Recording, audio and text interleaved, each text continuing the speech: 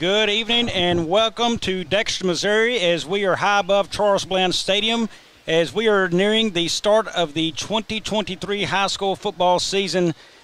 I am Bobby Alford alongside Jim Reichert. Jim, conditions tonight will be miserable. Just looked on my phone, 89 degrees, but the real feel I think was still over 100 at maybe 113 or so. Yep. It's going to be a long, hot one. We're going to have water breaks throughout the night in this. But, first of all, we got to find these teams and meet them, as we'll soon see the Scott City Rams. They'll be coming out now in the white and yellow helmets, and the Bearcats will come out in a little different deal. I will not ruin that just yet for them, as we will let them take the field, Jim. Well, the Scott City Rams come in 9-2 from last season for Coach Jim May. Two outstanding running backs. The quarterback, Mark Panagas, who was the Carr Award winner, which is, if you don't know, is sort of the Heisman Trophy of Southeast Missouri. He won that last year with over 1,200 rushing yards, over 1,000 passing yards. And then Tyler Underwood is a senior running back as well. He had over 1,000 yards last year, had a torn labrum last year as well, played through all of that, is healthy again. So the big question for Scott City, I think, Bobby, is how do they replace all the seniors they lost? In particular on defense, how do they replace Trent Latham, who's now playing for the Southeast Missouri State Redhawks? Yep, Southeast Missouri Redhawks, over 100 tackles on this season last year as a linebacker. He was their premier guy. Folks, I want to direct your attention now. We have got that camera angled in, I believe, our center camera here, toward the entrance of that brick. You will see the Bearcats come out here in a moment, and like I said, I don't want to ruin it, but they are fired up about what they're going to don tonight on those jerseys, as you can start to see them now coming out in a new look we have not seen in a while from Dexter. So they will be ready to go. And, Bobby, I know you got to take advantage of a special thing last night with the decals as well, I think. Yeah, really special deal with the decals. And, a decal night, as Coach Jamerson invited the team in, and I'll touch on this while as a part of that a little bit here in a minute, but invited everyone in, parents of the players, and what was going on. And the moment inside that locker room, Jim, I can't say enough. It was not about what kids playing this and that, and we need to run this. They were excited over a team, and kids are fired up. And now here is your Dexter Bearcats donning the red uniforms. Jim, I can't tell you how excited. There was one person in my house who knew about it because he was in on it, but man, they are fired up about these jerseys tonight, and well, they should, the red and white. I can't remember the last time we saw a Dexter Bearcat come out in these uniforms. No, nice new look, especially with the numbers on the sleeves, which will help us tremendously. I appreciate that from Coach Jamerson as well. But the Bearcats come off a 4-6 season, but they've got high expectations, Bobby. They come back with first and foremost, I guess, a quarterback coming back in Jackson Howard, who started last year as a sophomore, has a whole year under his belt now, and is ready to go, I think, to start run that offense. And Jim, I've got to think, looking at Jackson, he was a sophomore last year, junior this year. Everyone knows mistakes a sophomore is going to make.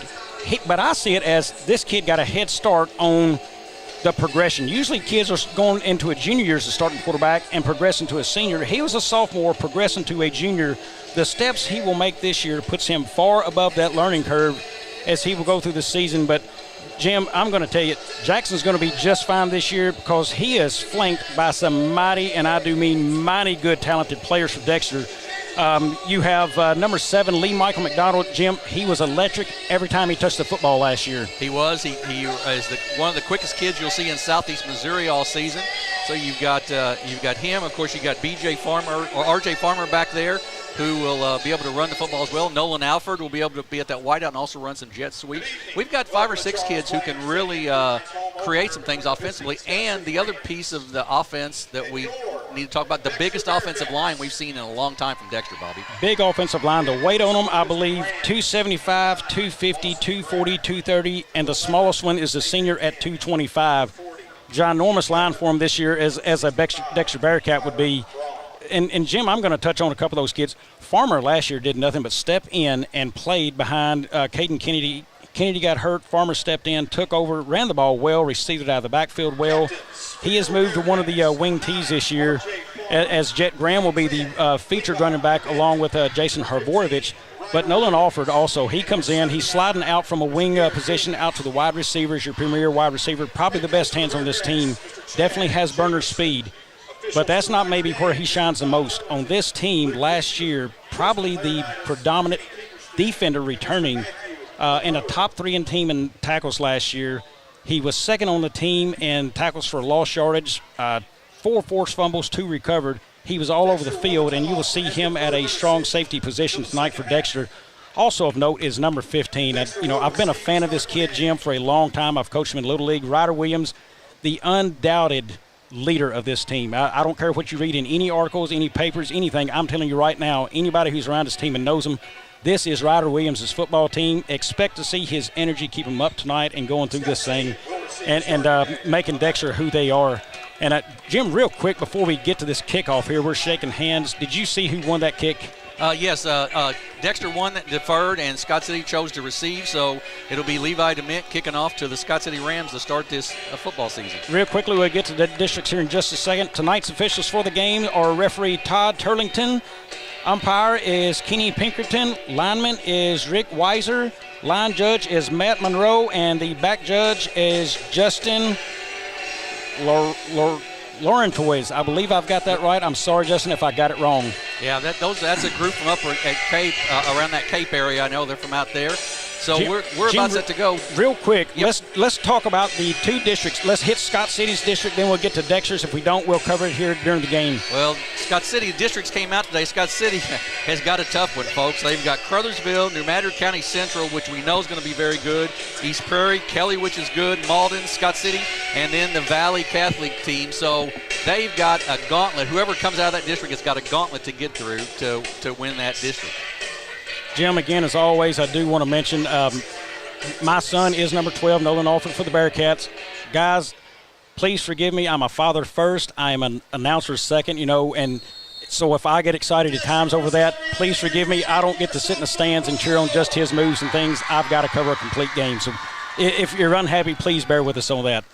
We are just about set to go here with Levi DeMint set to kick off for the Bearcats. Another weapon for the Bearcats with that kicking game. Big boot, a kid last year come in and kick field goals for him. Back deep, it looks like Mark Panagas, questions on how healthy he would be.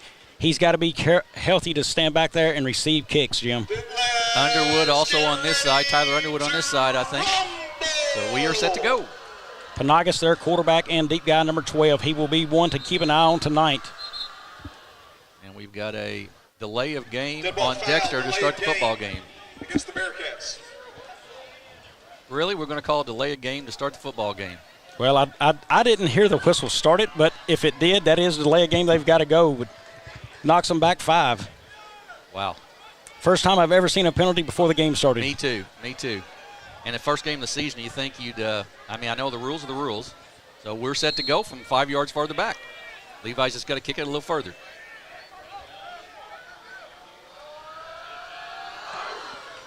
High kick that is going to hit short at about the 15-yard line. Panagas picks it up, trying to get it upfield. 1 man misses, 2, now 3, and upfield again, and hit hard by number 10 there, DeMint. DeMint knocks him out of bounds at about the 37-yard line, so Scott City will take over 1st and 10 there. And Bobby, the theme tonight will be, can the Bearcats stop the running game of Scott City? Yeah, that run's going to be tough. Talking to a couple coaches before this game from Scott City, what they lost in linemen, they felt like they will be able to replace this year. It may take a rep or 2 to get going, but they feel very good about who they are as linemen this year. And we will try to run through some of those numbers there as we go through the game. Panagas has it in the gun. First play is going to be a pass out, and it is caught and taken down immediately by R.J. Farmer. That is number 15. I believe that is Venable, I believe. Venable's on a play, so Farmer, nice tackle on a play for Dexter. Yeah, good coverage there. Pickup of about 4 on the play, but good coverage on it for the short gain. Bearcats big up front as well. That is Coons there in the middle. He is about 320, and there's a run to the right for Venables, and that's 44. That is Jason Hervorovich for short. We will call him hero on the night. Jim, that is a sophomore starting for the Bearcats, and he is going to be a big one for him. He is. He's a dandy athlete. He looked great back when he was a freshman and 8th grader, and is really good 3rd and 10 for Scott City. 3rd and 10. Scott City needs to get to looks like the 47. Panagas going to throw. He's got a man deep. He's got him beat, and Venables just out of the reach of Venables. If he catches it, that is a big first down, but incomplete there. So that'll bring up 4th down and 10. R.J. Farmer on the coverage for the Bearcats. And it looks like Scott City will send in their punting unit. Jim, a thing we will note about the Bearcats, they could not get off the field last year on 3rd down. They managed to do it there. Interesting enough, everyone's coming to this game thinking Scott City is going to run the ball a lot. 2 of the 3 plays there they pass. Right. Of course, 3rd and 10 sort of forced that, but the first play of the game was a pass. You're right. Panagas is deep to kick, which sort of creates some issues. You got to watch. Farmer's back. And it's partially blocked. And it's going to be out of bounds, and the Bearcats ball inside the 50-yard line. Great start for the Bearcats to start the defensive season. Well, Dexter's got it going right. They got off the field on 3rd down, and now they have blocked a punt. And, Bobby, one of the things that's going to come into play tonight is with this temperature the way it is how deep are each team, how deep are their linemen, how much can they substitute, all that kind of thing. So we'll see how that plays out as the game goes along. And I don't know as much about Scott City there, but I know Dexter has only 3 kids who will play both sides of the ball. That's Logan Pullum, R.J. Farmer, and Nolan Alford both playing both sides. After that, they will be fresh. Speaking of, Dexter has Howard in the shotgun. He's got Jet Graham to his left. Wide receiver at the bottom of the screen. Here's Alford. That is McDonald in motion. Hand to McDonald. He looks for a block. He's got one out of Graham and cuts it up. Nice yardage for Dexter on 1st down and out of bounds. It looks like the 42-yard line. Taken down right there for Scott City by Panagas and by Torrin Johnson in on the tackle. But a nice pickup there by Lee Michael McDonald. Carried some Rams with him for about 3 or 4 yards. Panagas and Graff on the tackle for Scott City tonight.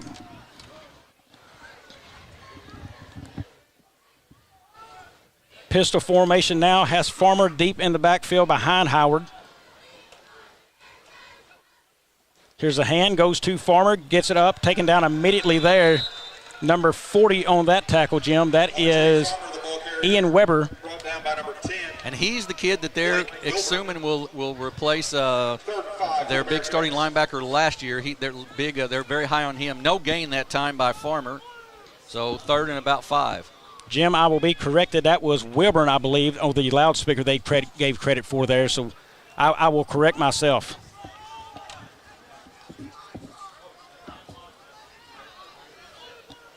Howard now back in the gun, got 2 wide. McDonald at the top of your screen, Alford to the bottom. Here's Howard, looks quick, gets it out to Alford, and just to the side of him, Alford slipped as he was going down.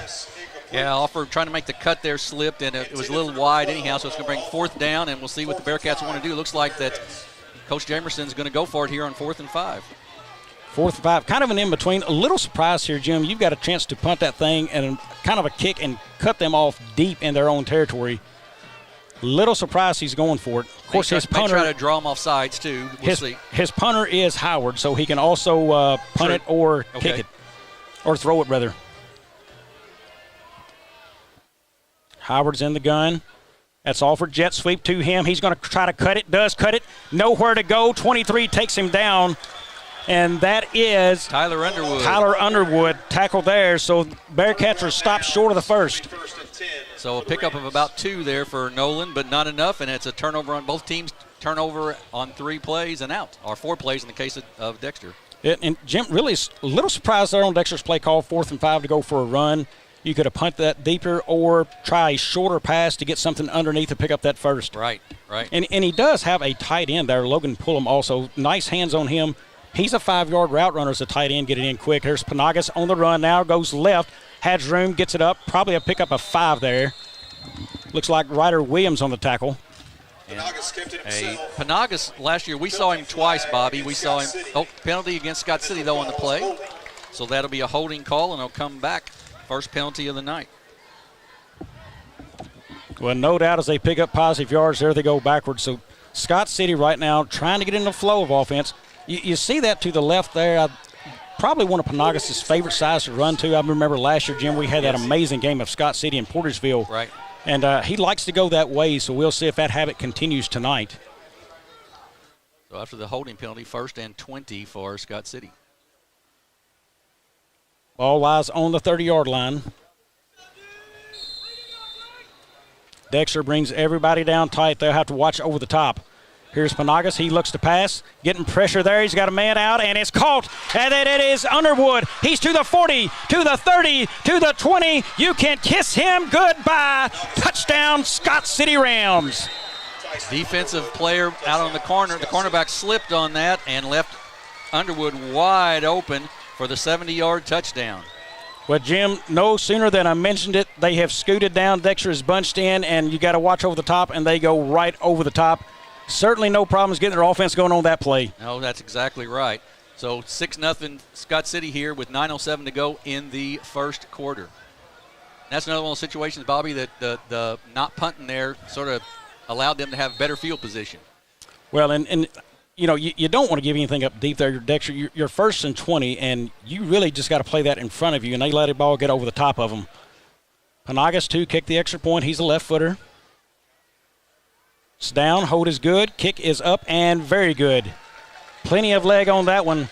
Folks, we will take a 30-second break and be back here for more action live at Charles Bland Stadium. Growing cotton in the Mid-South is hard work. As a farmer, you make tough decisions every day. Choosing a cotton variety shouldn't be one of them. Next-gen brand varieties from Americot are bred specifically for cotton growers like you. We're 100% independent and farmer-owned. Plant cotton that works as hard as you do. Americot. All we do is cotton, all the time. Welcome back to Dexter, Missouri, folks. Scott City just scored on a long pass. Jim, do you have the numbers on how long that pass went for? 70-yard touchdown pass from Panagas to Underwood. And, of course, the PAT was good. Yeah, and that's their two offensive stalwarts. And then you also have Gavin Venables. But, I mean, you know, the main two you're going to talk about, Panagas to Underwood, and it was good for 70. Yeah, you really got to watch. Panagas came out of the backfield there on that reception, and the I don't know if it was the linebacker or the corner did not pick him up very well, and that created the touchdown. But the Dexter's got to get some offense going here. They had 7 yards in their first series. Got to get some offense going as they trail 7-0. Back deep for Dexter is number 1. I think that is not Devin Turnbull. That may be Houston Neely. And number 7, that is Lee Michael McDonald. Number 1 is Houston Neely. He is to the top of your screen. McDonald to the bottom. Kick is going to go Neely's way and well into the end zone. Touchback. Panagas, boy, he's doing it all right now. That's a weapon, isn't it? When you can kick the ball that far into the end zone, that's a heck of a weapon. And that thing was sent in there with a lot of love on it, Jim. That ball was absolutely booted through the end zone. Yes, it was. He's a, you know, like I said, we saw him last year and really liked what we saw out of him in the couple games we saw him, and he can do a little bit of everything. Plays good defense, throws the ball well, runs it well, and obviously can kick. So Dexter takes over at the 20-yard line now. Really try to run a couple of jet sweeps, really inside bounce or two, but nothing more than, you know, the one run by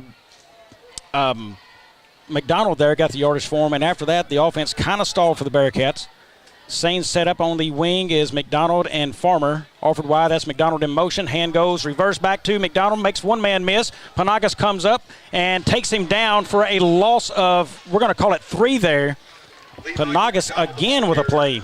Yeah. Second tackle tonight. Took a little bit of time to develop there, and as it did, it allowed Panagas to get in there, and good coverage by the corner there to keep him inside. But Jim, and I had noted to someone earlier today was talking about this game, if Dexter tries to stretch this east and west, these guys are going to cover from Scott City. I think you've got to punch them in the mouth straight up the middle, and you've also tried to get them on a quick slant, or right now, look how tight they are. You've got a burner on the edge and offer to go right over the top, right behind him. Here's a play, goes up the middle to Graham, makes one man miss, and he's going to be hit and taken down about the 20-yard line. So we'll get back to the original line of scrimmage. He picked up 3 on the play, so it'll be 3rd and 9. Number 65, Braun on the tackle. And also, I believe he said number 40. That was Weber, I believe. Yeah, Weber's looking all from an article I read in the Southeast Missouri, and Weber looks all run pretty much. He doesn't have a lot of pass responsibilities there. So you're right, with only one safety really deep, to go across that middle wouldn't be a bad idea. 3rd and 10, Dexter in a passing situation. Howard drops. He's got a man over the middle. He's going to go to pull him, and it's up and knocked away. Very good defense that time by Underwood. Not a lot of room to get that football into, Jim. Yeah, it was a well-thrown pass, but you're right. Tyler Underwood right there on Logan Pullum, and it'll bring up 4th down, and the Bearcats have to punt. Yeah, and Jim, that is a mismatch for Dexter. That's Pullum, who's probably more like a 5'2", against Underwood, who's one of their better athletes. That's probably not the one you want to try to pick on, because he's got the speed on him in a position right there. Yep, exactly right. Panagas deep for Scott City. Panagas inside the 50 there, stands at the 46. Howard back under the gun. He's going to back up now and shows he's going to punt. He's going to roll right, looks to the kick. He's got it up. It's going to be a short one and a backward spin on the football at that. Does go forward, though, so it's going to go out. They're going to mark it at the 38-yard line. So Dexter not doing themselves any favors, Jim, as they are, again, in terrible football or giving up bad football field position. And here is Scott City Rams again ready to strike. Yeah, and after that, the first series where the defense held, then to give up the touchdown, and then great field position for Scott City again. And we're going to have, I believe, a water break right now. So we can take a quick break as well. It is 7 for Scott City, nothing for Dexter. We'll be back in just 30 seconds.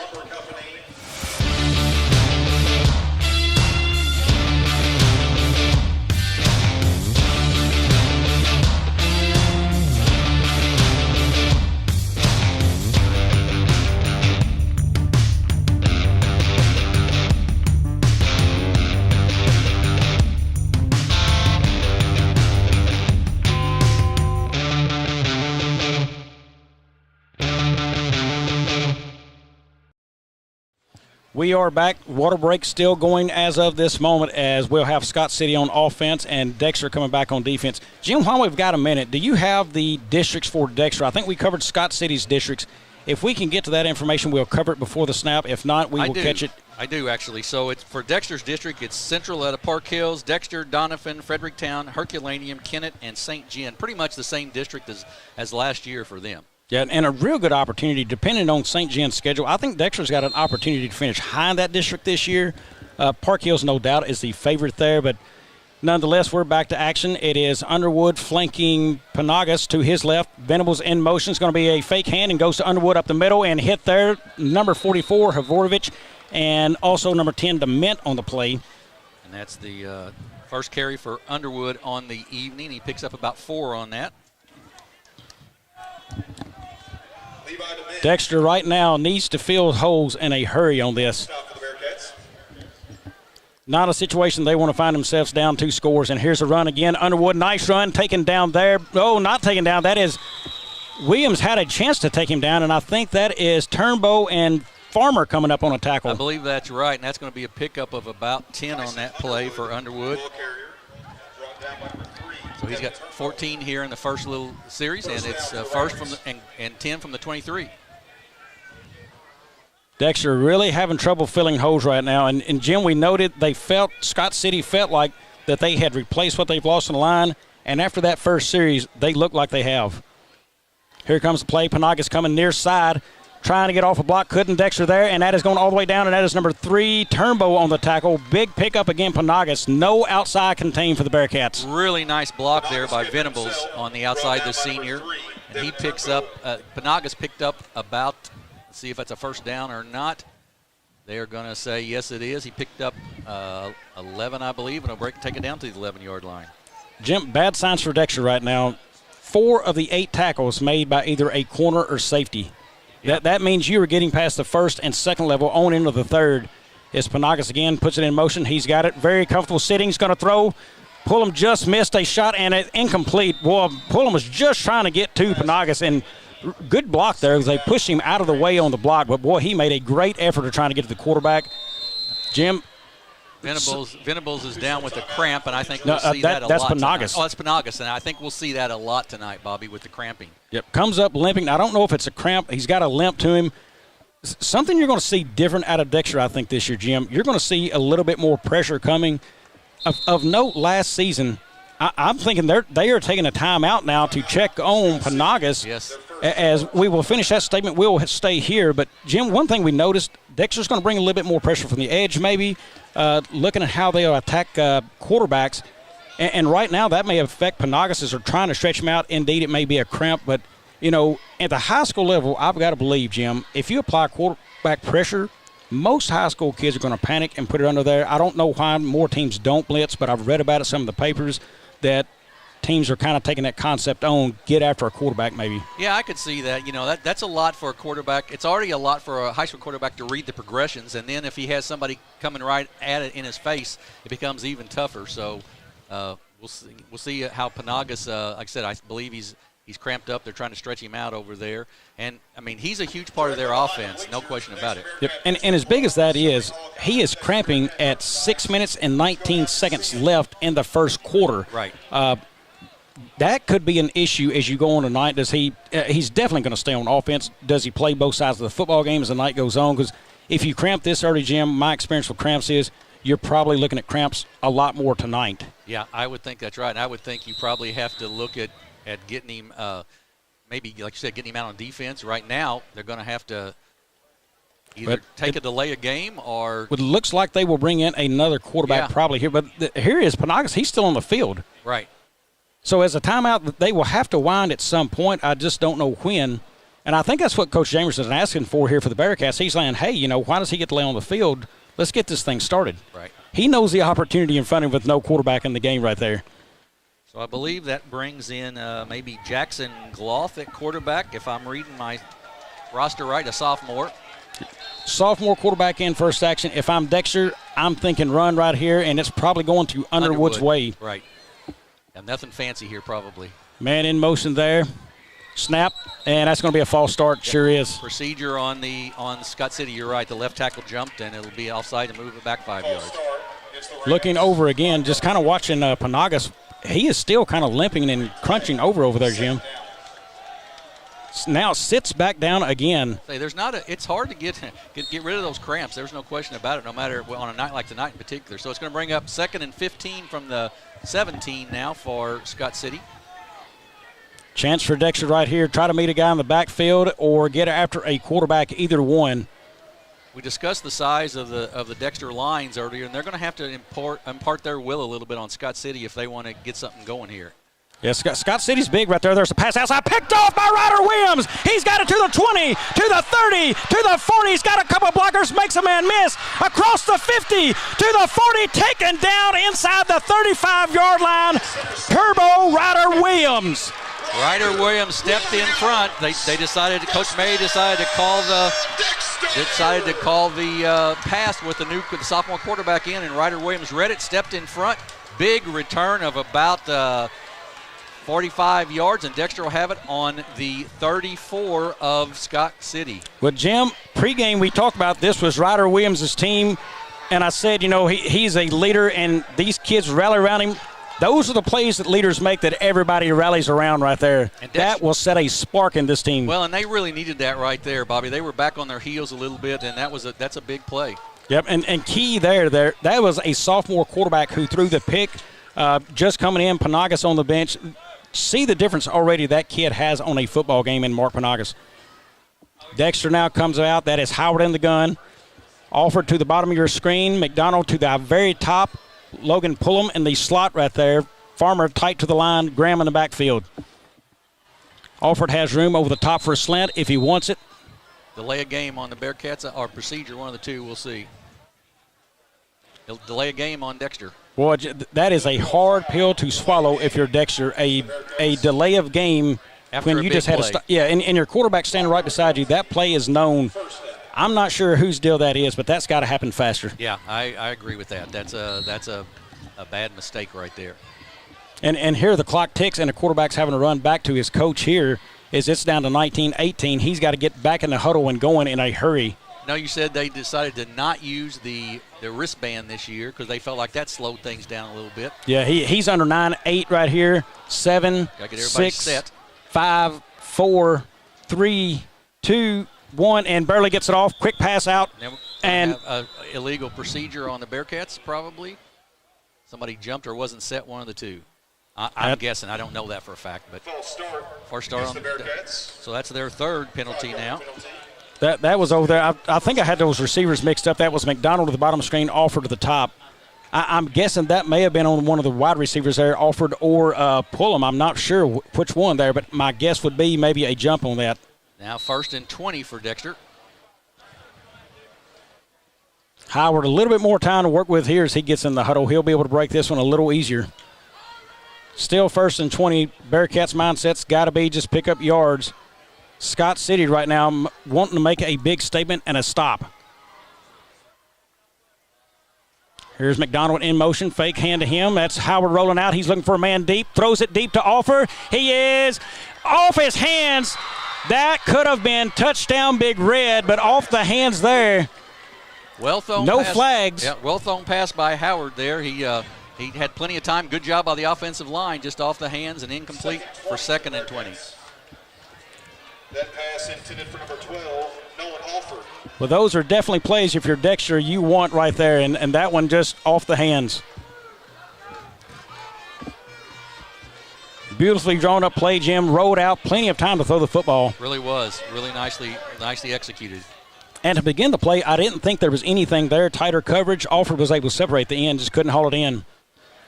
Hard count by Howard. Here comes the play. Comes back to Farmer. Cuts it inside and tackled immediately there. Number 57 just wraps his big arms around him and puts a bear hug to him.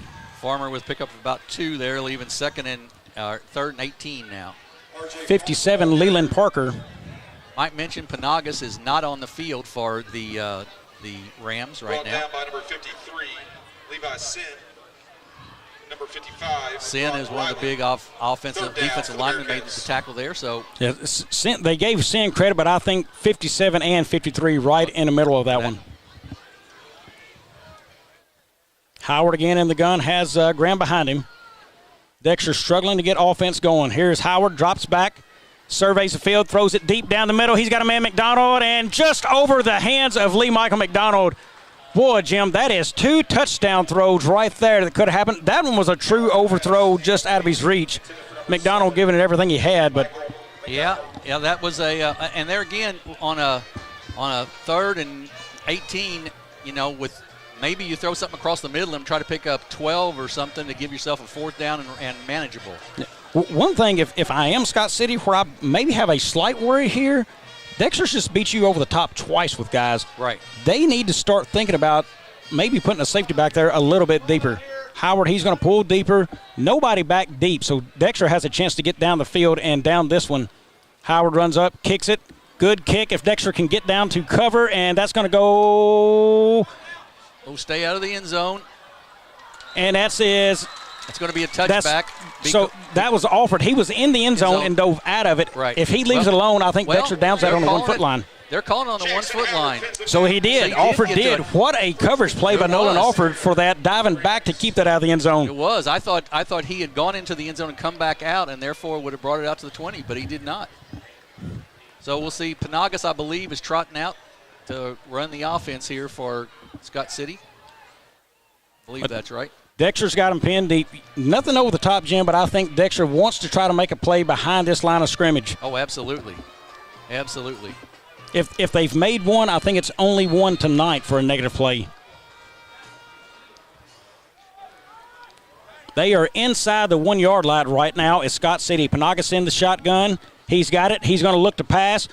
He goes deep again and incomplete. Just nothing there. Yeah. Well covered that time by number 25. That is Jackson Miller.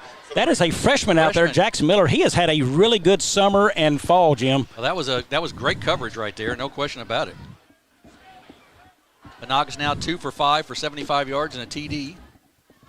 Wondering where that. I think right now you've got Farmer is off, probably getting a break in some water, and that is why Jackson Miller is in. Well, we talked about you're going to have kids, play. Some kids step up and play here, and Jackson made a nice play right there. So now 2nd and 10 for Scott City. Got to be thinking run here. They need yardage and breathing room on this end zone. Panagas again steps back, screen pass. Here it comes. He's got blockers and people out in front. Look at here, folks. And he makes people miss. Here comes Underwood again. He's got one guy to beat here coming up, and they catch up to him, missed. And there's a tackle. Several Bearcats in on that. Boy, that was a well-designed play by Coach May right there on the screen. They didn't have anybody, Dexter didn't have anybody within 20 yards once the catch was made, and it's a big first down for Scott City. 1st and 10 for the Rams.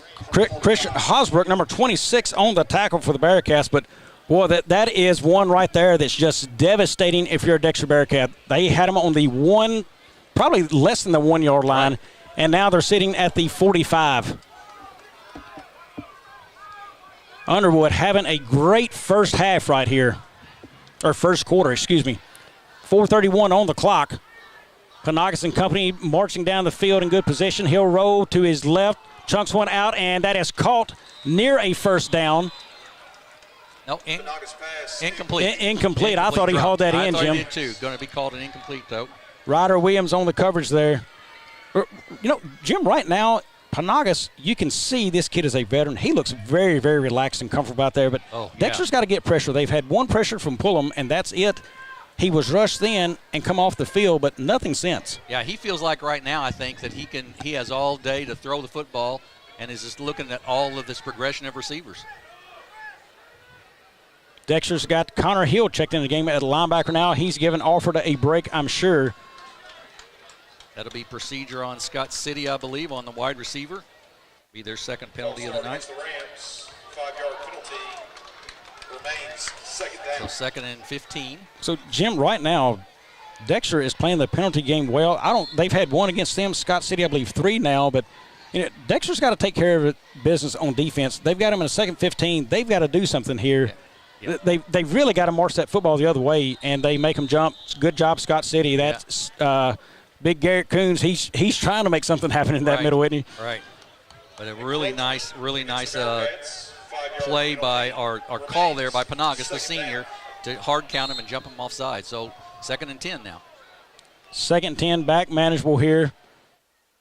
Panagas puts his man Venables in motion. That's going to be a hand to Underwood up the middle, and he's got good yards there, turning out, and he's got a first down. Dexter is hitting him up high there, and that is tough to take down a runner of Underwood's status when you tackle high. Yeah, that's exactly right. You've got to hit him lower, and you've got to make an initial hit be the stop. That was a pickup of about 12 for the first down. Farmer and Weathers in on the tackle. Klaus checks into the ball game at the defensive tackle for the Bearcats. A lot of kids coming in and out for Dexter. They're trying to keep them fresh. Yep. And you've got to. I mean, we're still in the first quarter, and as hot as we are up here, they're way hotter down there. Dexter looks to be back, I think, to their starting linebacker crew.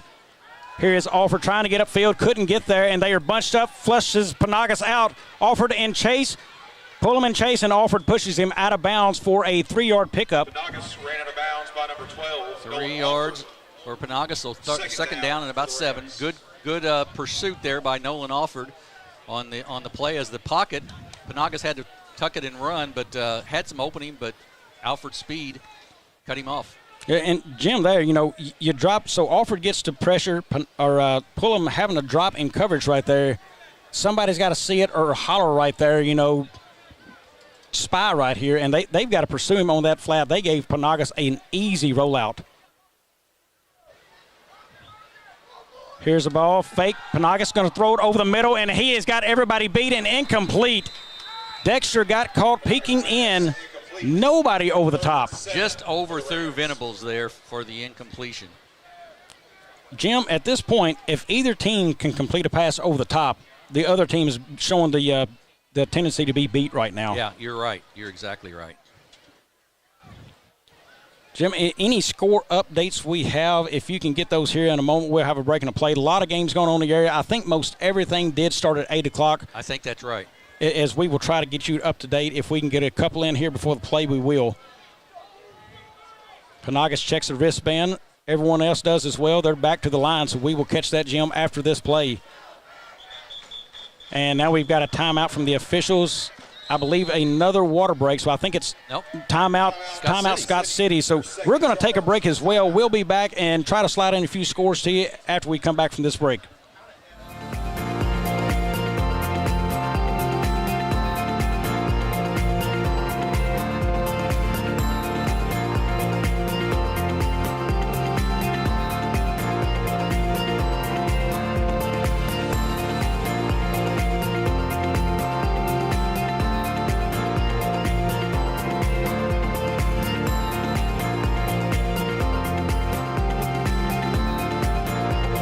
Does your business need, literally anything? When we founded C&S Cleaning Supply, our goal was simple. Become a one-stop shop for anything and everything your operation might want. From car care to condiments, mops to markers, soaps to staplers, and everything in between. Which is a lot. C&S has got you covered. Give Delane Beckwith a call at 573-217-0104. Or visit cscleaningsupply.com to get set up with, well, literally everything. Tell them Delane sent you. Welcome back to Dexter, Missouri. It is 3rd and 7 for Scott City. Jim, not necessarily a pass situation the way they've been able to move the football tonight. Dexter's got to be ready at any side of the field here. Panaga's back looking for a pass. We've got a stop, likely a false start. Offsides or false start on Scott City, so that's going to move them back again. And boy, they have got to learn. This is some new kids coming in right here on this offense. They've got to kind of learn, how to stay set on this. A lot of penalties so far coming to Scott City's way. So they'll make up a 3rd and about 11 now or so for 12 for Scott City from the Bearcat 46. Just quickly, some other scores. Hillsboro leads Sykeston 21-0 in the first quarter. East Prairie 14-0 over Charleston in the first. Jackson and Edwardsville, Illinois tied at 7. Park Hill Central leads Poplar Bluff 6-0 in the first. Here we are back to play 3rd and 12 now for the Rams. Panagas, he takes a look. Dexter brings good pressure there, and it's complete. And, man, Dexter just missed an opportunity. Tackle made by Turnbow and number 14 for the Rams. That is Kobe Watson, Kobe Watson on the catch. Brought down by number 3, Devin Turnbow. 14-yard pickup that time. First down. Well, Jim, I want to credit Dexter. It was 3rd and 12. They dialed up a blitz, and they just left a man there open. Credit Panagas, senior quarterback, found a pass lane and got it completed. Well, and really relatively good coverage as well down the field for the Bearcats, and it's a first down, though, for Scott City as they are inside the Bearcat 30. Yeah, and the tough thing there, if you're going to bring pressure, you want to keep that guy from breaking those hips inside, and he got inside of him, and there's a play up the middle there. Underwood really runs the football hard, and he picks up about 5 there. Underwood, the ball carrier. Several Bearcats in on that tackle. That's Number 10, DeMint. 5 for the Rams. 4th carry for Underwood. And right now, Jim, they seem to be taking everything at Dexter up the middle. Yeah, they are. You're exactly right. They're not trying to get outside particularly. Everything is up the gut against the 3-4 defense of the Bearcats. Yeah, but I'm wondering, will Dexter finally see this and say, you know what, after the half, go to a 4-3 possibly, but they're going to have to figure something out inside. There's a bounce outside now for Underwood, and he moves around everybody. Couple of hits and taken down by Farmer. Underwood again on the carry. It's going to be a pickup of about 14 or so for Underwood there once again. And like I said, Underwood runs real well. Once again, Bobby, off tackle. They inside the tackles once again on the run. Yeah, Dexter's got to pinch down a little tighter there. But, Jim, the story of the game last year was Scott City just ran all over Dexter, and Dexter could not pin down or contain. And this year, right now, or this game, Scott City has taken it right up the middle. Underwood started there, bounced out to the left. And here's the next. Fake to Underwood. Panagas looks to pass to the end zone and incomplete over his man. Overthrown there. Pretty good pressure again on Panagas that time.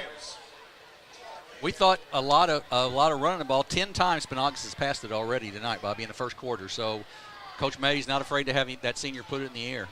And one thing, is that by design? They said, look, we don't want him carrying the ball a lot tonight. We would rather pass it with him. Just kind of the things I've heard throughout the late summer into this game, wondering how that affected as he gets Dexter to jump there. Second time now Dexter has jumped off sides, so it'll take it down to about the 4.5. Fifth penalty on the Bearcats for 25 yards. I can tell you a lot of folks around Dexter, including this team, come into this game high hopes, but Dexter's going to have to pick it up, especially on the defensive side. They've had some opportunities on offense, but right now a team that was noted thinking they'd have a strong defense has struggled. Here's a play, and up a couple of yards there down to the 1. That is Underwood again. Yeah, Underwood once again. So it's going to be brought down by number 10, Levi DeMint. Be 3rd and goal from about the 1. DeMint, another tackle tonight. He's got 4 now. Levi's a senior at that middle linebacker spot. Dexter bringing off a man, bringing on Glaus now, trying to get bigger in the middle. That is Weathers coming out, so that they went size there. Weathers probably about 190, Glaus about 270, so they're going for size to try to plug a hole right here. Might see Panagas try to bounce something outside here. Here's Panagas, hands back to Underwood. He spins his way and right into a couple of Bearcats' arms right there. And he's going to be short, so it'll bring up 4th and goal from the 1. Looks like, I believe, Farmer and maybe Glaus in on that play. It'll be 4th and goal from the 1. This is where, Bobby, we talked about this a lot last year. I'd be why you don't go under center and just quarterback sneak it.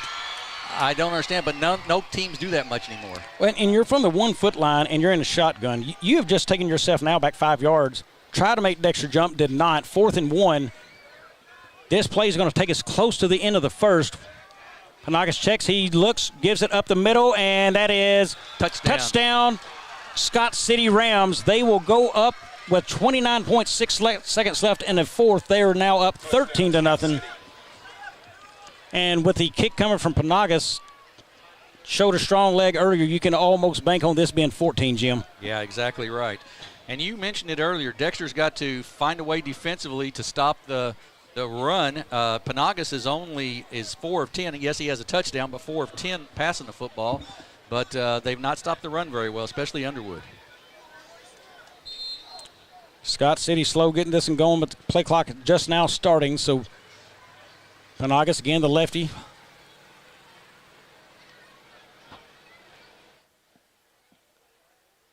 Snap, good. Hold, good. Kick is good. So Scott City up 14-0. Will be back after this.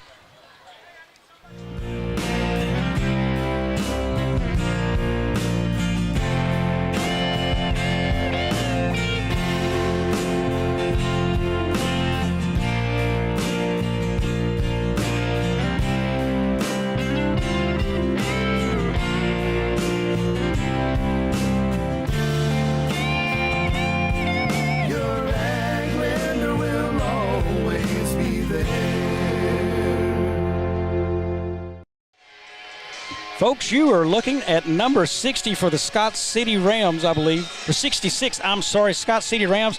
That is Eli Aycorp, and I got to tell you, he is the favorite player for the Aycorp Media crew here. That is, I believe, Barry's nephew, I believe. Barry, you can correct me if I'm wrong with that. So good to see Eli out on the field. And here tonight as we get ready to kick this one off, it will be number 32. That is Lane Miller to kick. Bearcats have 24 and 7 McDonald. I'm not sure 24. I've had to check that. That is going to be short to number 3, Turnbow. He's going to try to bring that up. Crosses the 30 now. Good run for Turnbow up to the 45 is where he is taken down by several guys on the Scott City Rams. So Dexter with great field position. And Bobby, 23 seconds to go in the first quarter here. This is a huge possession for Dexter. A touchdown puts him right back in the game, but 3 and out will make it very, very difficult.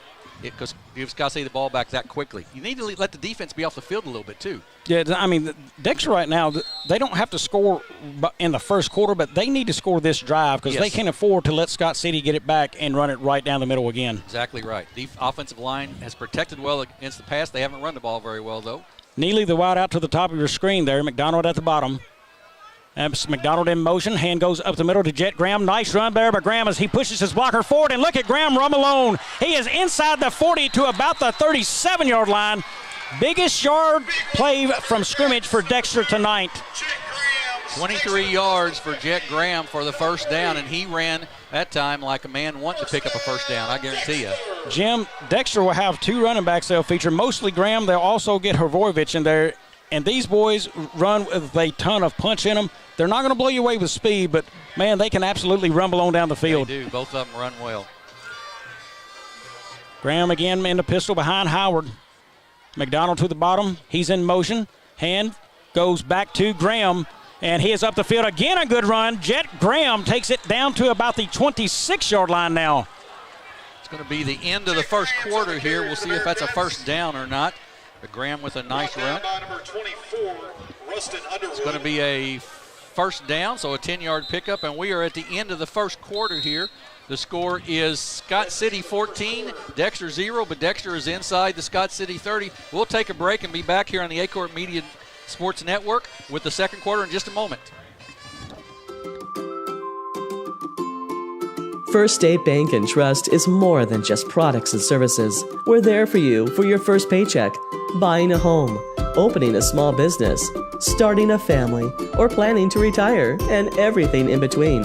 We're the local bank you know and trust for all of your financial needs. Visit fsbtrust.com or stop by your local First State Bank and Trust to explore all of your financial options. Equal housing lender, member FDIC. Mathis Funeral Home of Dexter and Bernie strives to provide their community with the accommodations and services needed to relieve your family during times of loss. For more information, give them a call and see how Mathis Funeral Home can help meet your expectations in celebrating your loved ones. For over 100 years, Stoneville Cotton has helped farmers stay strong and win their growing seasons, delivering protection against key weeds and insects to maximize their yield potential. For more information, visit our website. Stoneville Cotton, own the early.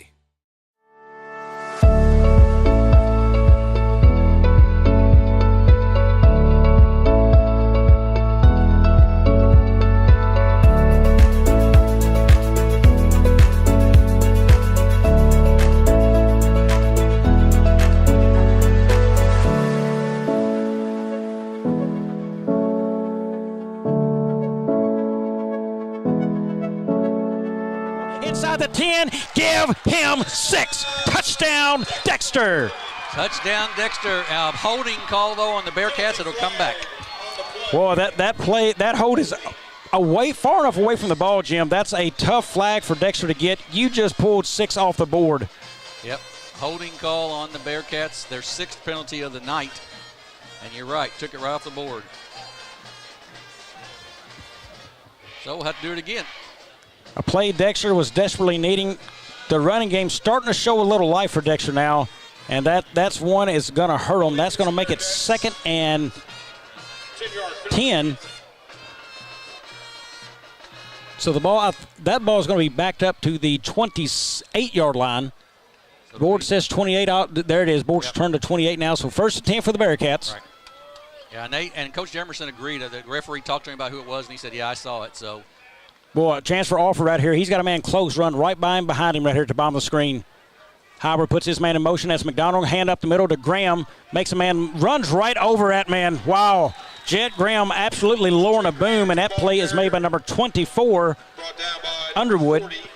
8-yard pickup for Graham. Just a really nice, he's showing some good running ability here in this 2nd quarter. Weber also in on that tackle. Bearcats with the ball, 2nd and about 3 from about the 20-yard line. Jim, as tight as Scott City is showing coverage, I'm thinking go over the top one time. A lot of room for a slant if Howard wants it. He's going to hand that back up the middle again to Graham, and he is just running over Scott City Rams right now. Took 4 or 5 to take him down. He'll have a 3-yard pickup, which will be enough for the 1st down, I believe. It is. And Graham with 4 rushes on this drive right here. Wilburn on the tackle for Scott City, and it is a steady diet right now of Jet Graham. Dexter driving, trails 14-0 here, 11 minutes to go in the 2nd. We said too, Bobby, it's keeping Dexter's defense off the field a little bit and letting them get a little break. Howard has his guys set. Here's the snap. That is going to go back to Farmer. He's got a man beat there. Cuts it back inside by Farmer. He sees red. Touchdown, Dexter. Great cutback by R.J. Farmer at about the 5-yard line. Cut back against the grain, gets the touchdown, and the Bearcats are back in business, trailing 14-6. Well, Jim, Dexter that time goes to the ground game, and they just seem to absolutely plow it through. Every possession right there on that was positive yards when they put the ball on the ground for Dexter, except for the holding call brought back, but it didn't matter. As Farmer that time, he's so shifty, Jim. He can make a man miss here, make another one miss, and he is in that end zone. Farmer, the first touchdown, and a fumble snap. Williams picks that up, and it's taken down, so the point not there for Dexter. It's going to stay 14-6. That is a big, big miscue, but we've got Laundry on the field. So we'll see what it is here. I think that may be a horse collar. That is a deep penalty. That's going to be against the defense. No doubt against the defense is where that flag is laying, I've got to believe. So the question is, do you get to replay it, or is it on the kickoff? So we'll see what comes out here. And I think still a lot of zebra talk on the field. Coach Jamerson is saying, I think if it's again, you might put the offense out there. Procedure. False start, so that's going to go back against Dexter. No, they showed it against Scott City. I don't know how that could be. Penalty against Scott City. Well, it's not a false start. It's got to be encroachment there, I would say, but We'll replay offside, so the point after attempt. Well, they'll take it down to the 1.5, so I'm assuming you'll have the offense in the game and try to pound that 1.5 in for the 2-point conversion. yeah, it looks like Howard back in the game. Dement off, so no extra point coming here. Dexter going for a score. Of note, Coach Chad Jamerson was hollering for Devin Turnbow to get in this game. That's number 3 there. Not sure if it'll be a design play to him or not. Graham again in the backfield. McDonald in, offered her wide out. Here we go again. From the 1.5, here's Howard.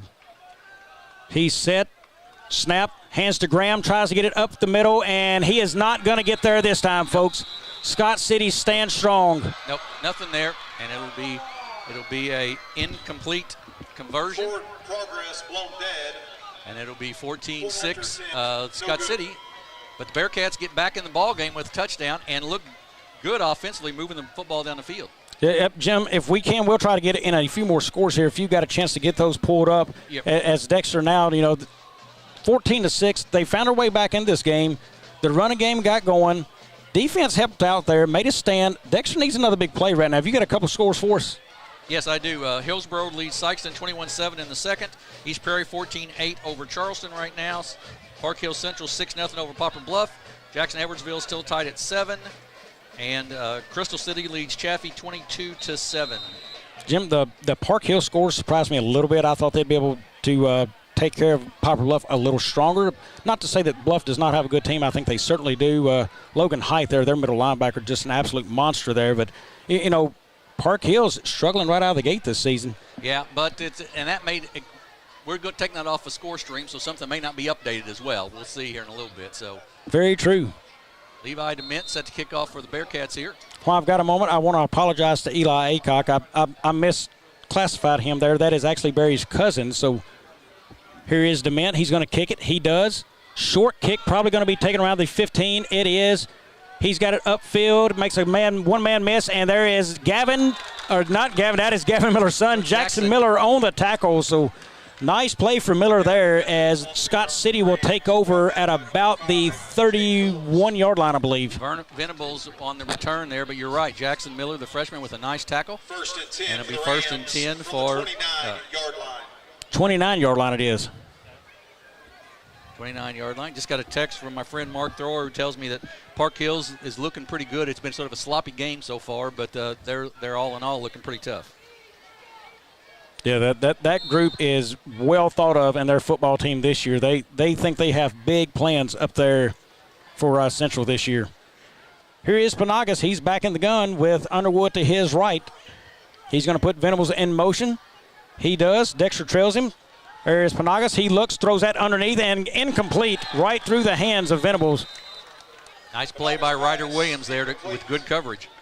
So, Jim, real quick for folks at home, you see that guy trailing across the field for Dexter defensively for Venables. That tells the quarterback if he's looking, this is man coverage right here. They're going man-to-man. If they sit still, most likely a zone coverage. But when he goes in motion, they know, hey, I've got it manned up. I've got to find my open guy here, the matchup I want on the field. Right. Exactly right. And Venables is his choice, certainly. Panagas under center here. No, not under center. No, he's not under center, but they got our guy right there by it. And here's Panagas, rolls out, offered in pursuit, couldn't get to him. Panagas throws it underneath and caught right there, number 32, just short of the first down. That is Lane Miller, I believe. Lane Miller, yes. That was a really nice pass by Panagas there. And it'll pick up about 8 yards, so it's third and about 2. Third and 2 for the Rams. Did not catch who chased him out of bounds for Dexter. 3rd and 2 for the Rams, so 8-yard pickup there.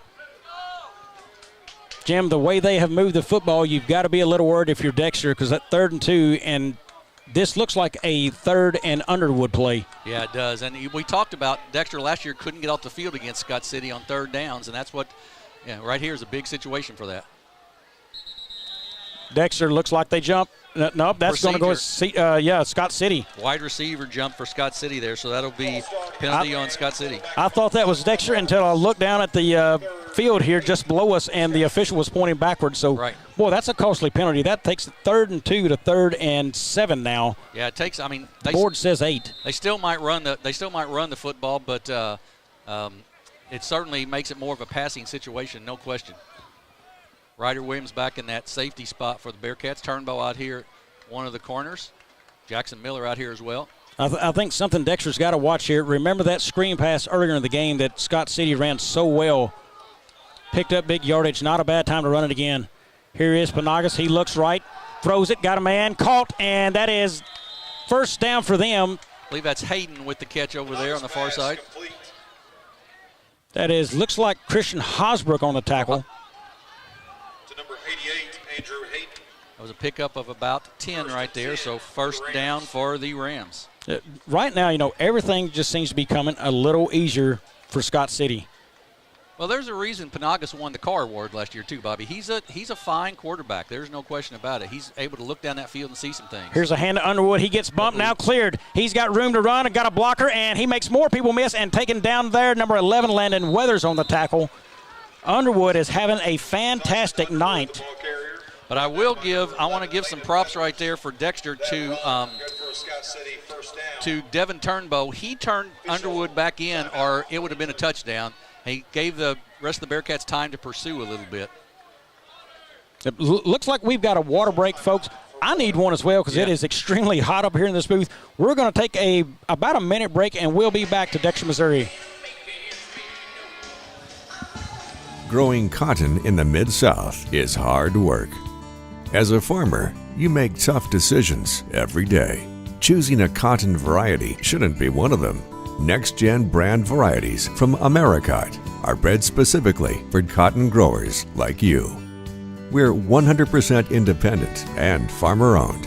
Plant cotton that works as hard as you do. Americot. All we do is cotton, all the time.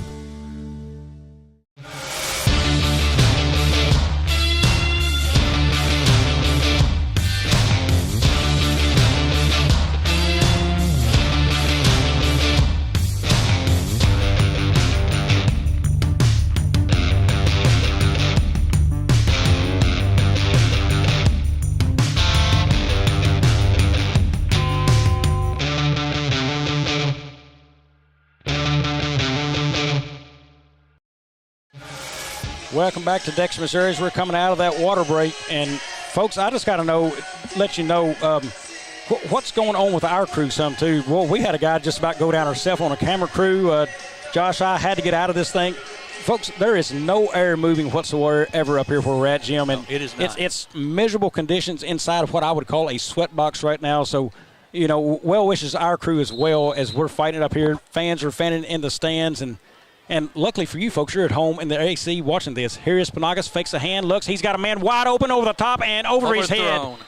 Boy, Venables had a chance to walk into the end zone on that one. Yeah, that was a missed opportunity by Panagas there, and blown coverage by the Bearcats out of the timeout. Not sure if that's a middle linebacker responsibility. I would guess, Jim, they've got to see it and drop there, and maybe a safety. I'm not really sure. Venables was wide open, no question about it. So 2nd and 10 for Scott City. Do you go right back to it again if they missed it that bad? I think I'd sure think about it, see if they picked it up or not. Dexter down short again. Nobody over the top for Dexter, and that's what they're seeing right there. Here's a hand, goes to Underwood up the middle. Not much there as Dexter's all over him. Several Bearcats in there. Pickup of about 2 or 3 for Underwood there. His 9th carry of the evening. Weathers again on the tackle for Dexter. 9 carries for 64 yards so far for Underwood on the night. Well, Jim, I just got a text from a friend. Brian Pennington tells me his AC is working amazingly great. I bet it is. Brian, thanks for tuning in tonight. I'm sure we've got a big crowd, nice crowd on hand for the conditions we've got. No doubt. Yeah. Scott City now sits in a 3rd and 7 ball, sits at the 32. Just a tick under 8 minutes left in this one right now in the second quarter. Here's a hand to Underwood up the middle, and that is Hrvojevic in with Pullum there on the tackle. Yeah, on pickup of only 2, so 4th down and about 5 now for Scott City. Along with number 44. 4th down for the Rams. Do not jump offside if you're Dexter. Yeah, they're sitting in a 4th and 7 right here. They need to stay their spot and make a 4th and 7, have to work for it. And maybe the pressure hasn't worked. Maybe drop a extra guy in the coverage to the strong side. They're going to go 4 wide and 1 running back. If Dexter brings pressure, they need to get very wide to bring it.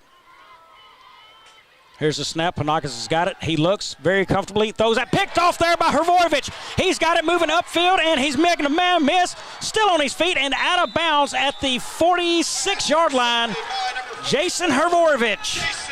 Second interception for the Bearcats tonight. Hrvojevic with a big one. Dexter takes it over 1st and 10 on their own 45, and Panagas just didn't see him, apparently, Bobby, because he threw it right to Jason. Yeah, maybe not the tallest guy in the world is Hrvojevic. Right. Nice hands, just reaches up there and grabs that football. Has Dexter marching in the right way. Did a nice job, too, here on the sideline. Timeout by Scott City. That is their second, Jim, so they've got 1 left. 7 minutes to go in the second quarter. We're going to take a quick break, Jim. I'm going to try to get more score updates when we come back after this. Julep, julep, julep,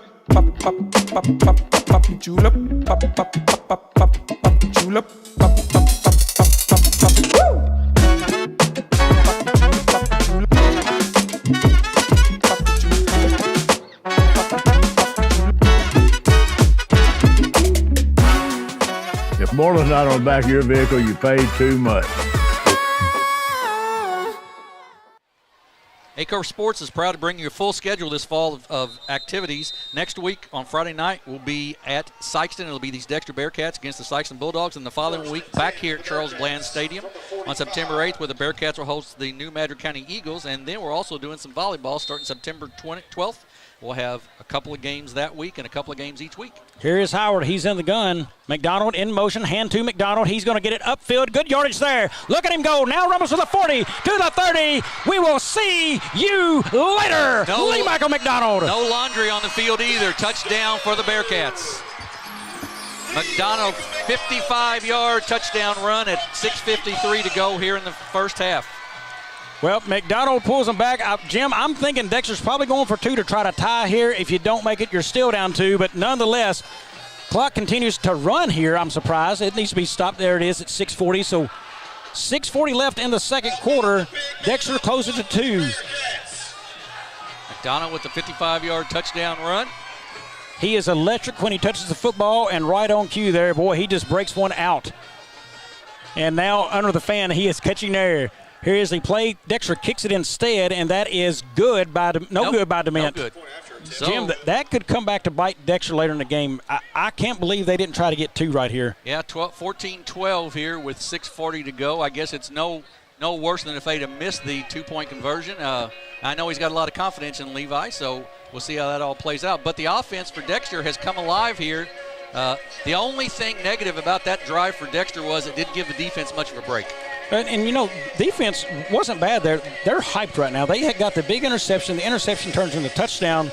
Momentum shifted a little bit. Now, Don't forget, Scott City has not had a ton of trouble moving the football, so Dexter's got to stay sharp here. But, man, what a series of events for Dexter to get there. Jim, right before this kick, any updates on any more scores?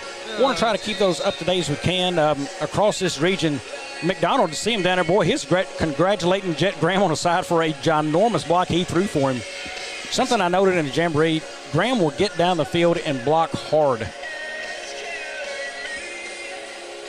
I'm looking for the scores here. I'm not having much luck. Just give me a second.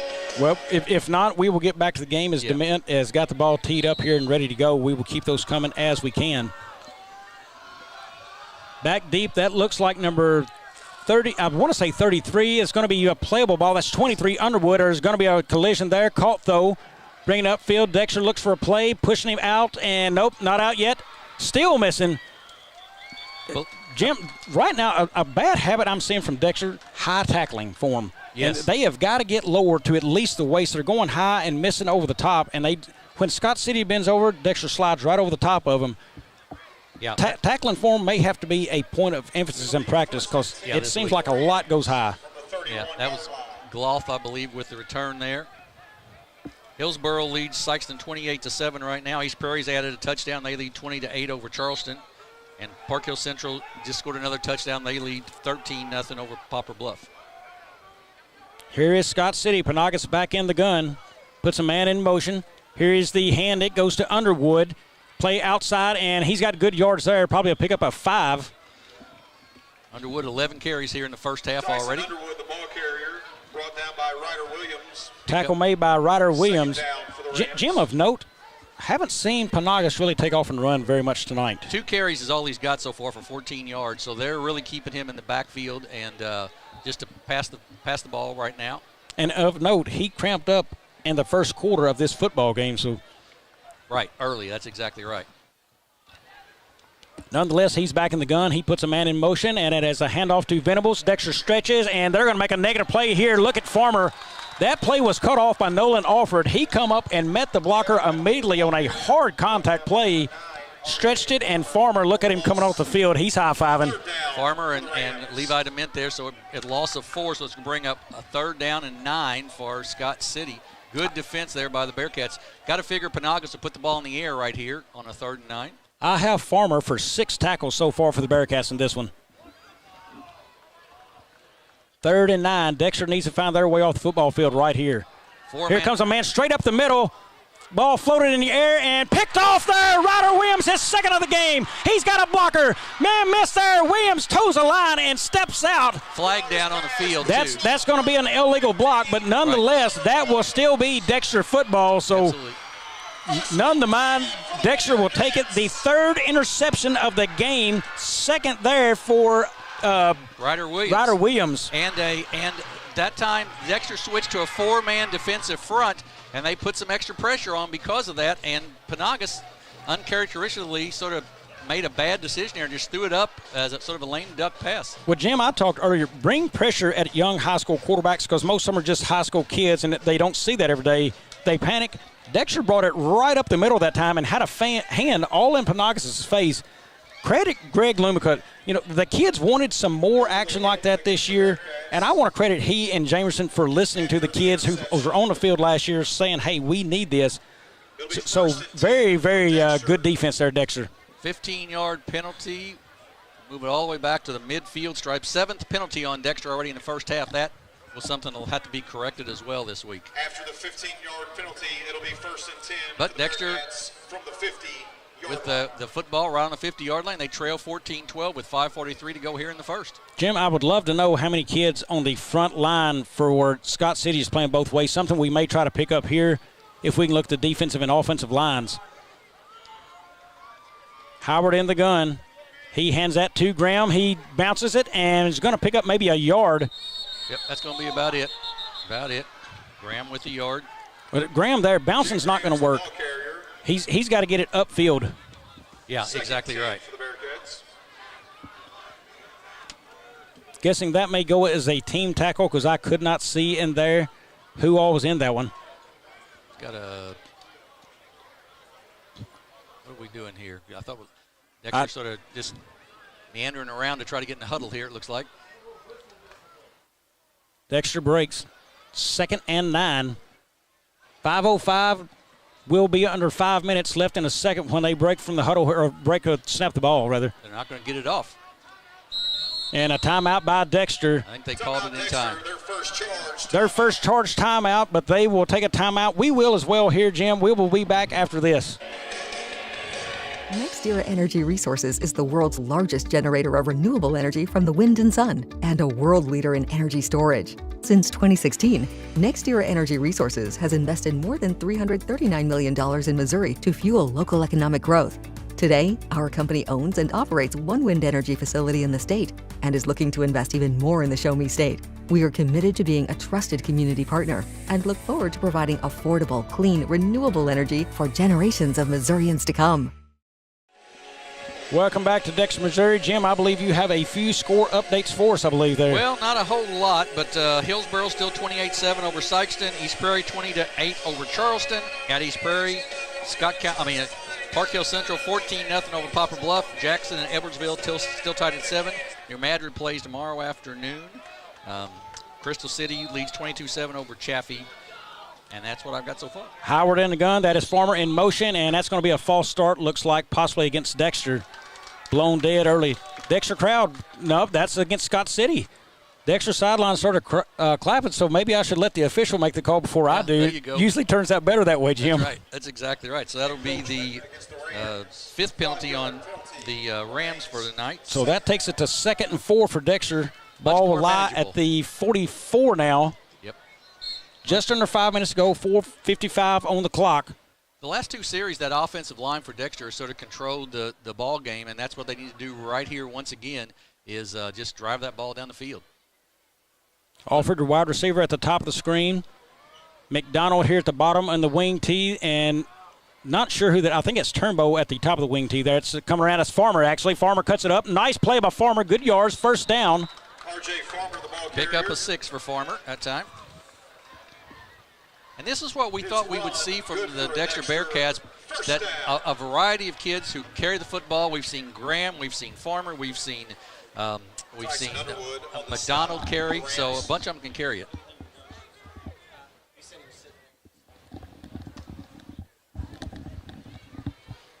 Dexter now back. Howard, shotgun. Clock kicks under 4:30 here. Bottom of the screen, wide out, offered. Here's a man in motion. That is Farmer. He gets it again. He's going to cut inside, try to go into the tackle, stays on his feet, still on his feet, and out of bounds at the 40-yard line is R.J. Farmer. Really nice run balance there by Farmer on that.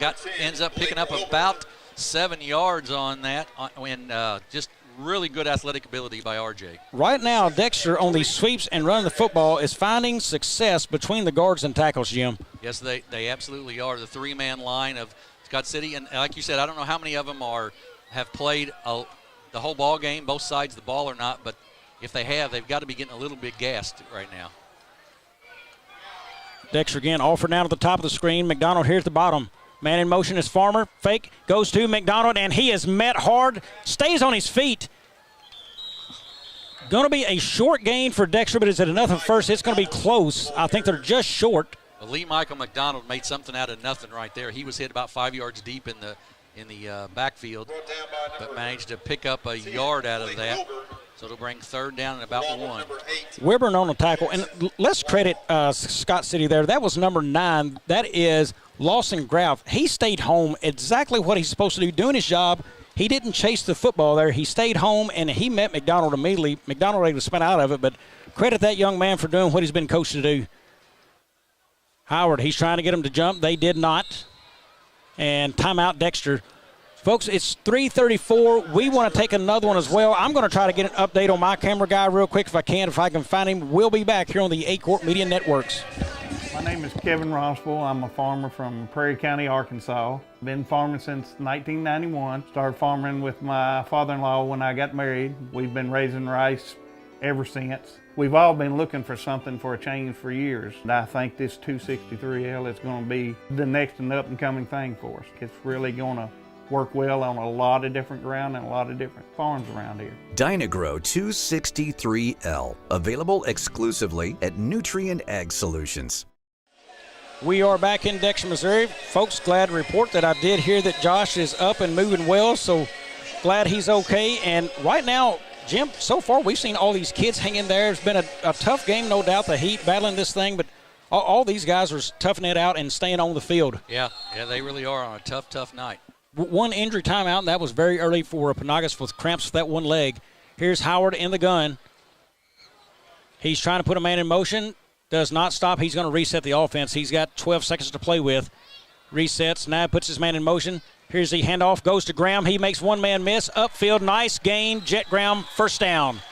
First down for Graham, and that's what you want to just keep the clock going. Ideally, you would score a touchdown here, Bobby, with about 4 seconds left in the half would be ideal.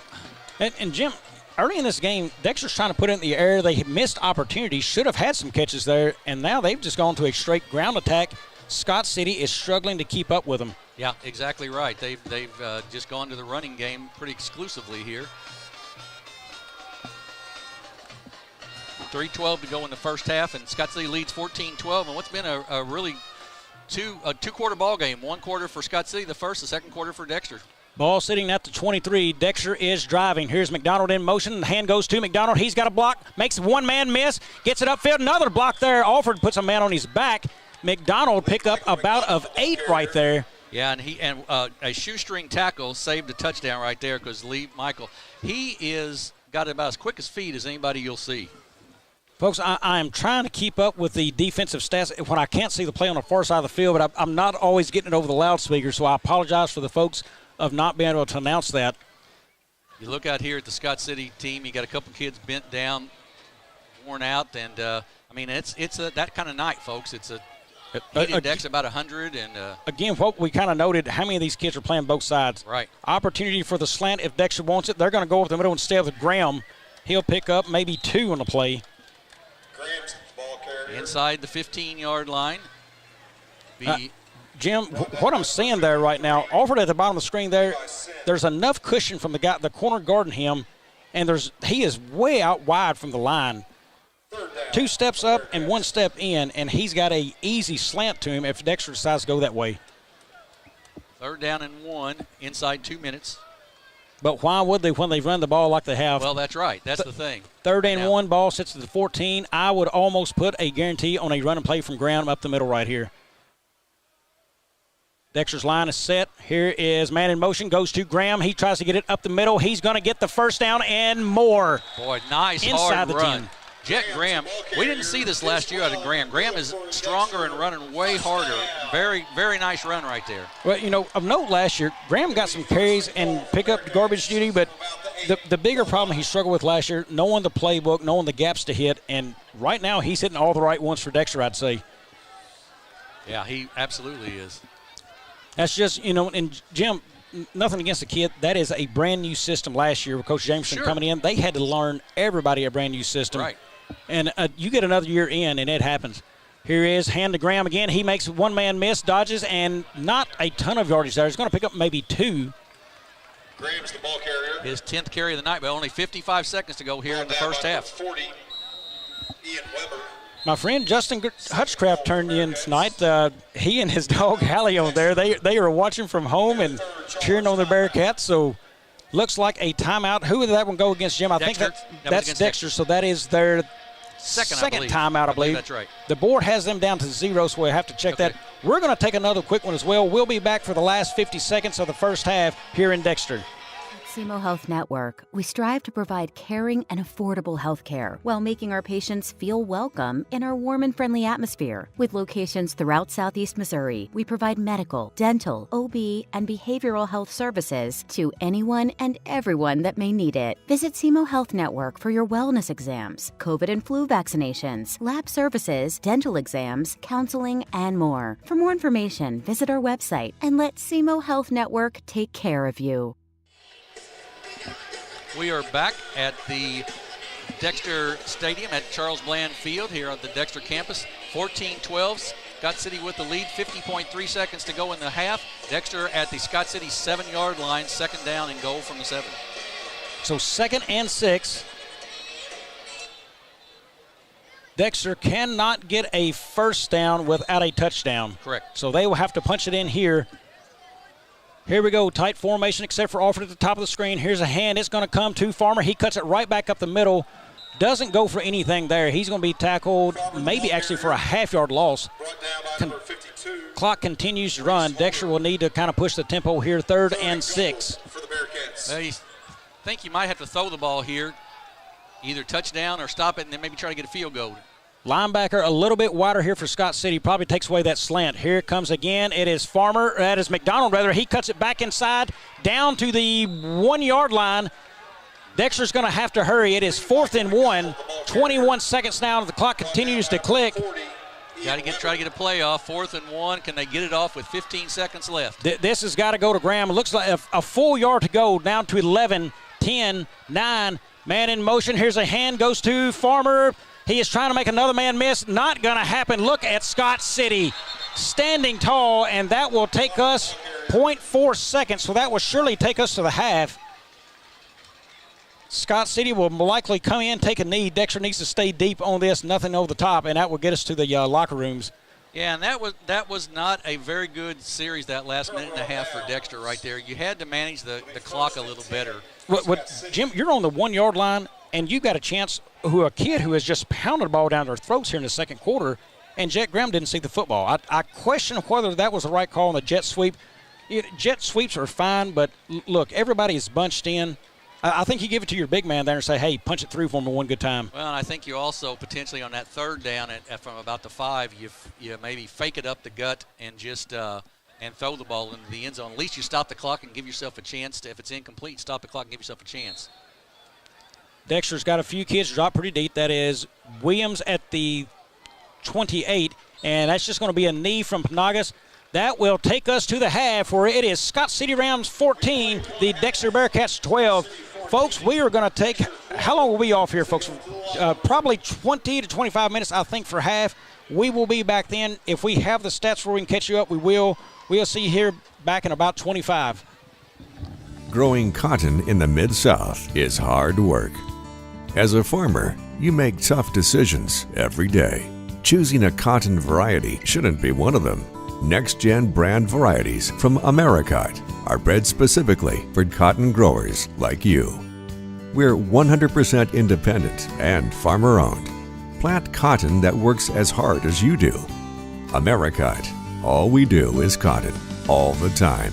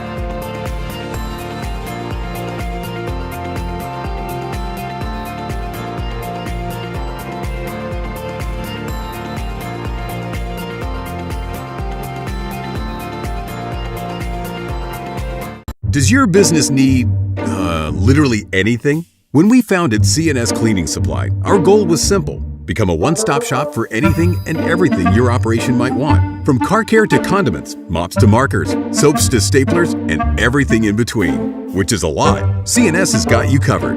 Give Delane Beckwith a call at 573-217-0104 or visit cscleaningsupply.com to get set up with, well, literally everything. Tell them Delane sent you.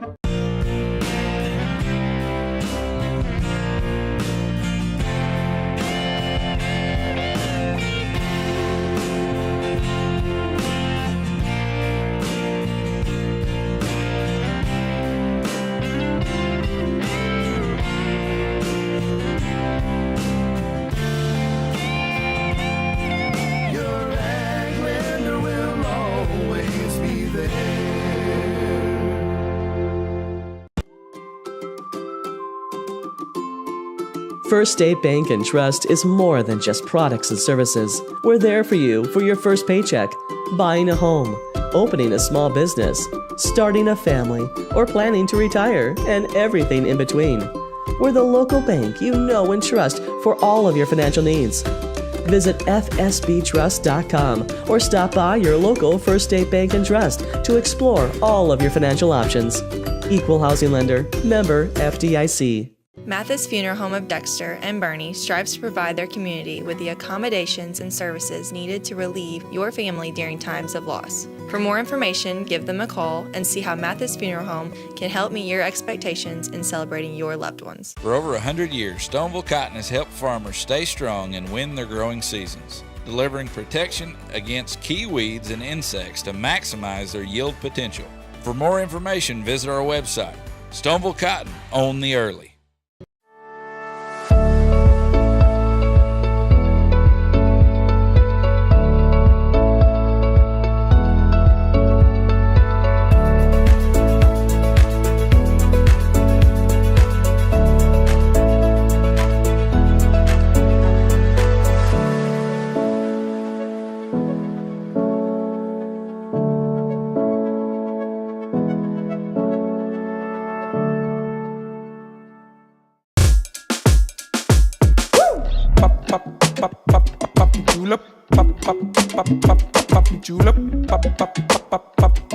julep,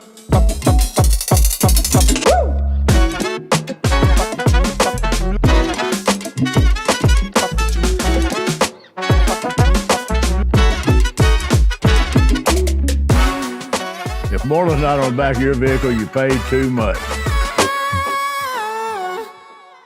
NextEra Energy Resources is the world's largest generator of renewable energy from the wind and sun and a world leader in energy storage. Since 2016, NextEra Energy Resources has invested more than $339 million in Missouri to fuel local economic growth.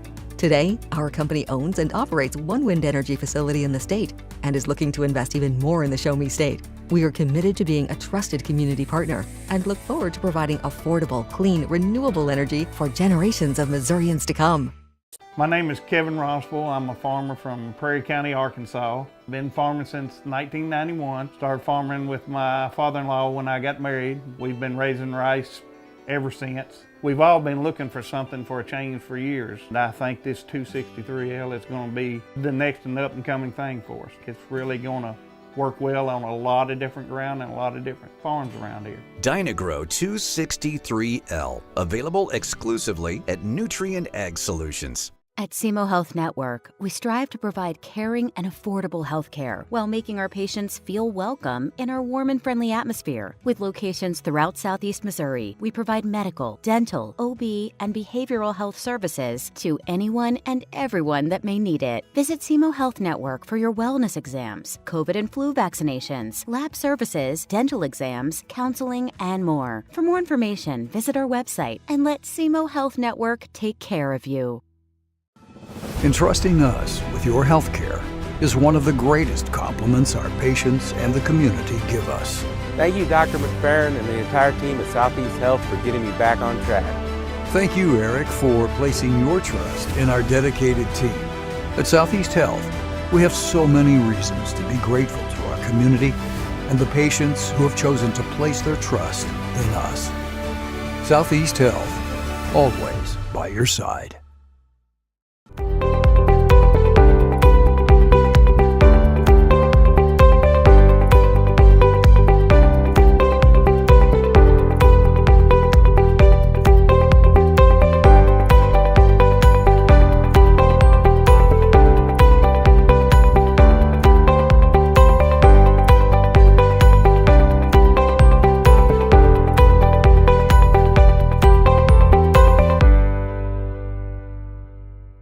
At Young Real Estate, we're Southeast Missouri, just like you. We are parents. We are teachers. We are grandparents. We are active in our community. We are patriots. Serving all of Southeast Missouri, and we are here for you. We are young. Growing cotton in the Mid-South is hard work. As a farmer, you make tough decisions every day. Choosing a cotton variety shouldn't be one of them. Next-gen brand varieties from Americot are bred specifically for cotton growers like you. We're 100% independent and farmer-owned. Plant cotton that works as hard as you do. Americot. All we do is cotton, all the time.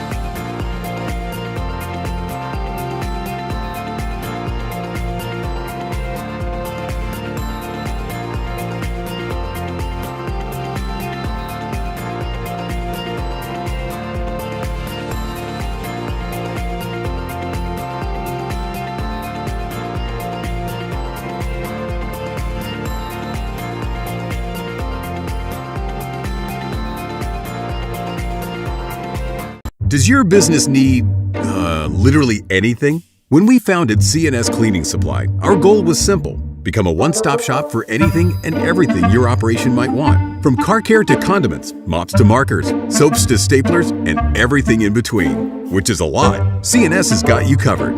Give Delane Beckwith a call at 573-217-0104 Or visit cscleaningsupply.com to get set up with, well, literally everything. Tell them Delane sent you.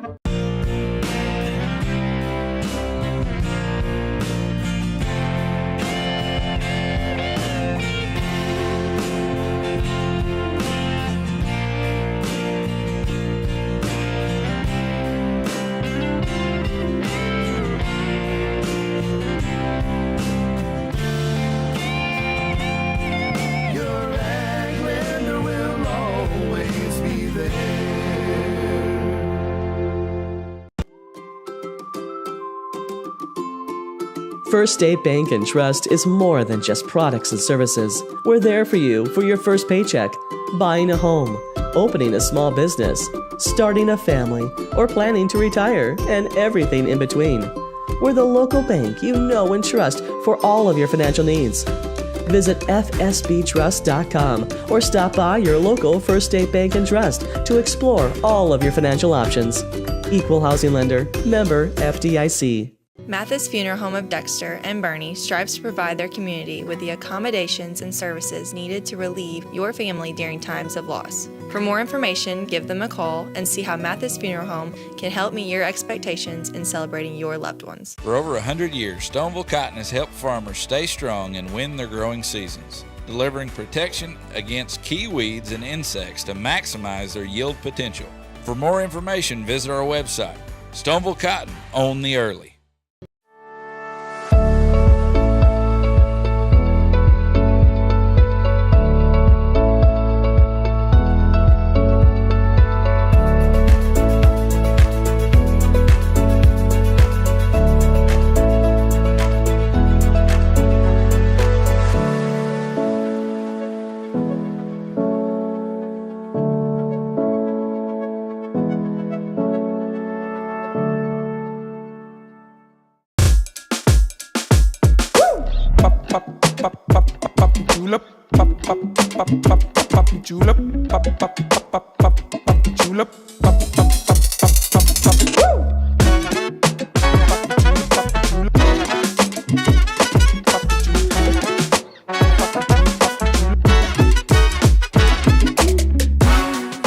If more than not on the back of your vehicle, you paid too much.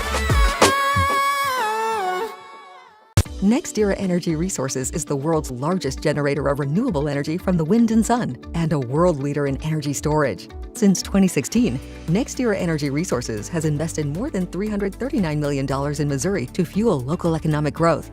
Today, our company owns and operates one wind energy facility in the state and is looking to invest even more in the Show Me State. We are committed to being a trusted community partner and look forward to providing affordable, clean, renewable energy for generations of Missourians to come. My name is Kevin Rossville. I'm a farmer from Prairie County, Arkansas. Been farming since 1991. Started farming with my father-in-law when I got married. We've been raising rice ever since. We've all been looking for something for a change for years. And I think this 263L is going to be the next and up-and-coming thing for us. It's really going to work well on a lot of different ground and a lot of different farms around here. Dynagro 263L, available exclusively at Nutrient Ag Solutions. At SEMO Health Network, we strive to provide caring and affordable health care while making our patients feel welcome in our warm and friendly atmosphere. With locations throughout Southeast Missouri, we provide medical, dental, OB, and behavioral health services to anyone and everyone that may need it. Visit SEMO Health Network for your wellness exams, COVID and flu vaccinations, lab services, dental exams, counseling, and more. For more information, visit our website and let SEMO Health Network take care of you. Entrusting us with your health care is one of the greatest compliments our patients and the community give us. Thank you, Dr. McFerrin and the entire team at Southeast Health for getting me back on track. Thank you, Eric, for placing your trust in our dedicated team. At Southeast Health, we have so many reasons to be grateful to our community and the patients who have chosen to place their trust in us. Southeast Health, always by your side.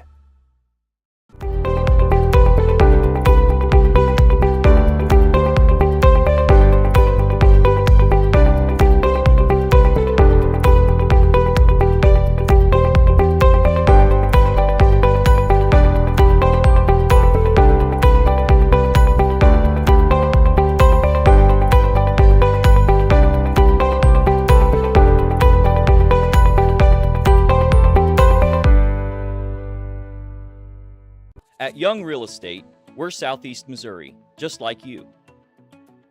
We are parents. We are teachers. We are grandparents. We are active in our community. We are patriots. Serving all of Southeast Missouri, and we are here for you. We are young. Growing cotton in the Mid-South is hard work. As a farmer, you make tough decisions every day. Choosing a cotton variety shouldn't be one of them. Next-gen brand varieties from Americot are bred specifically for cotton growers like you. We're 100% independent and farmer-owned. Plant cotton that works as hard as you do. Americot. All we do is cotton, all the time.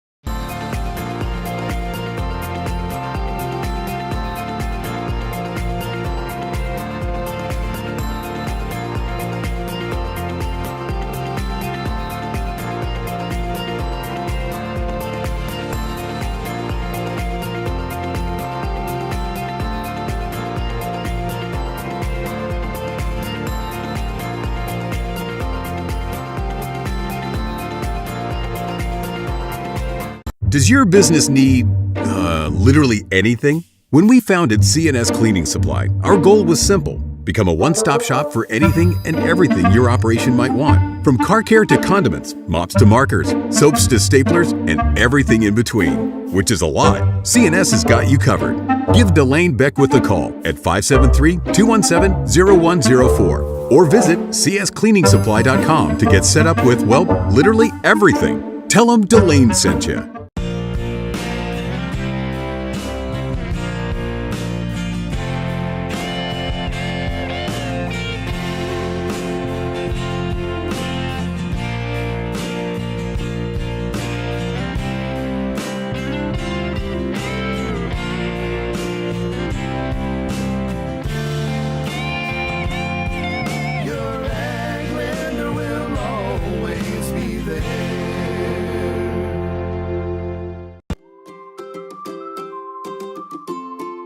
First State Bank and Trust is more than just products and services. We're there for you for your first paycheck, buying a home, opening a small business, starting a family, or planning to retire, and everything in between.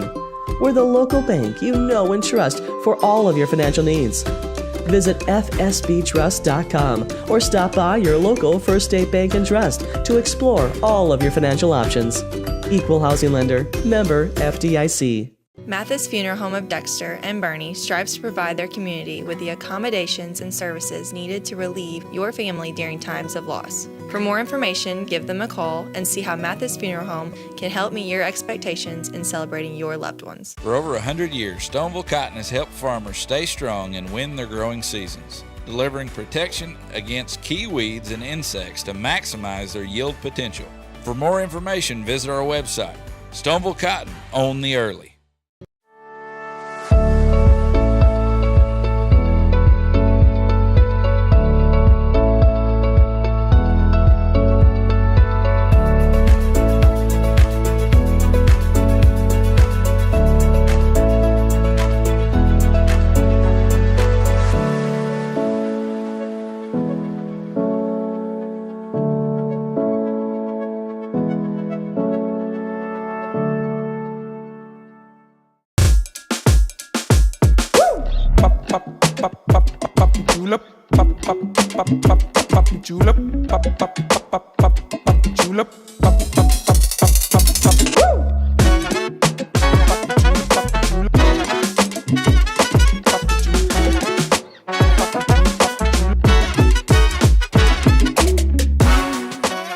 spoiler's not on the back of your vehicle, you paid too much.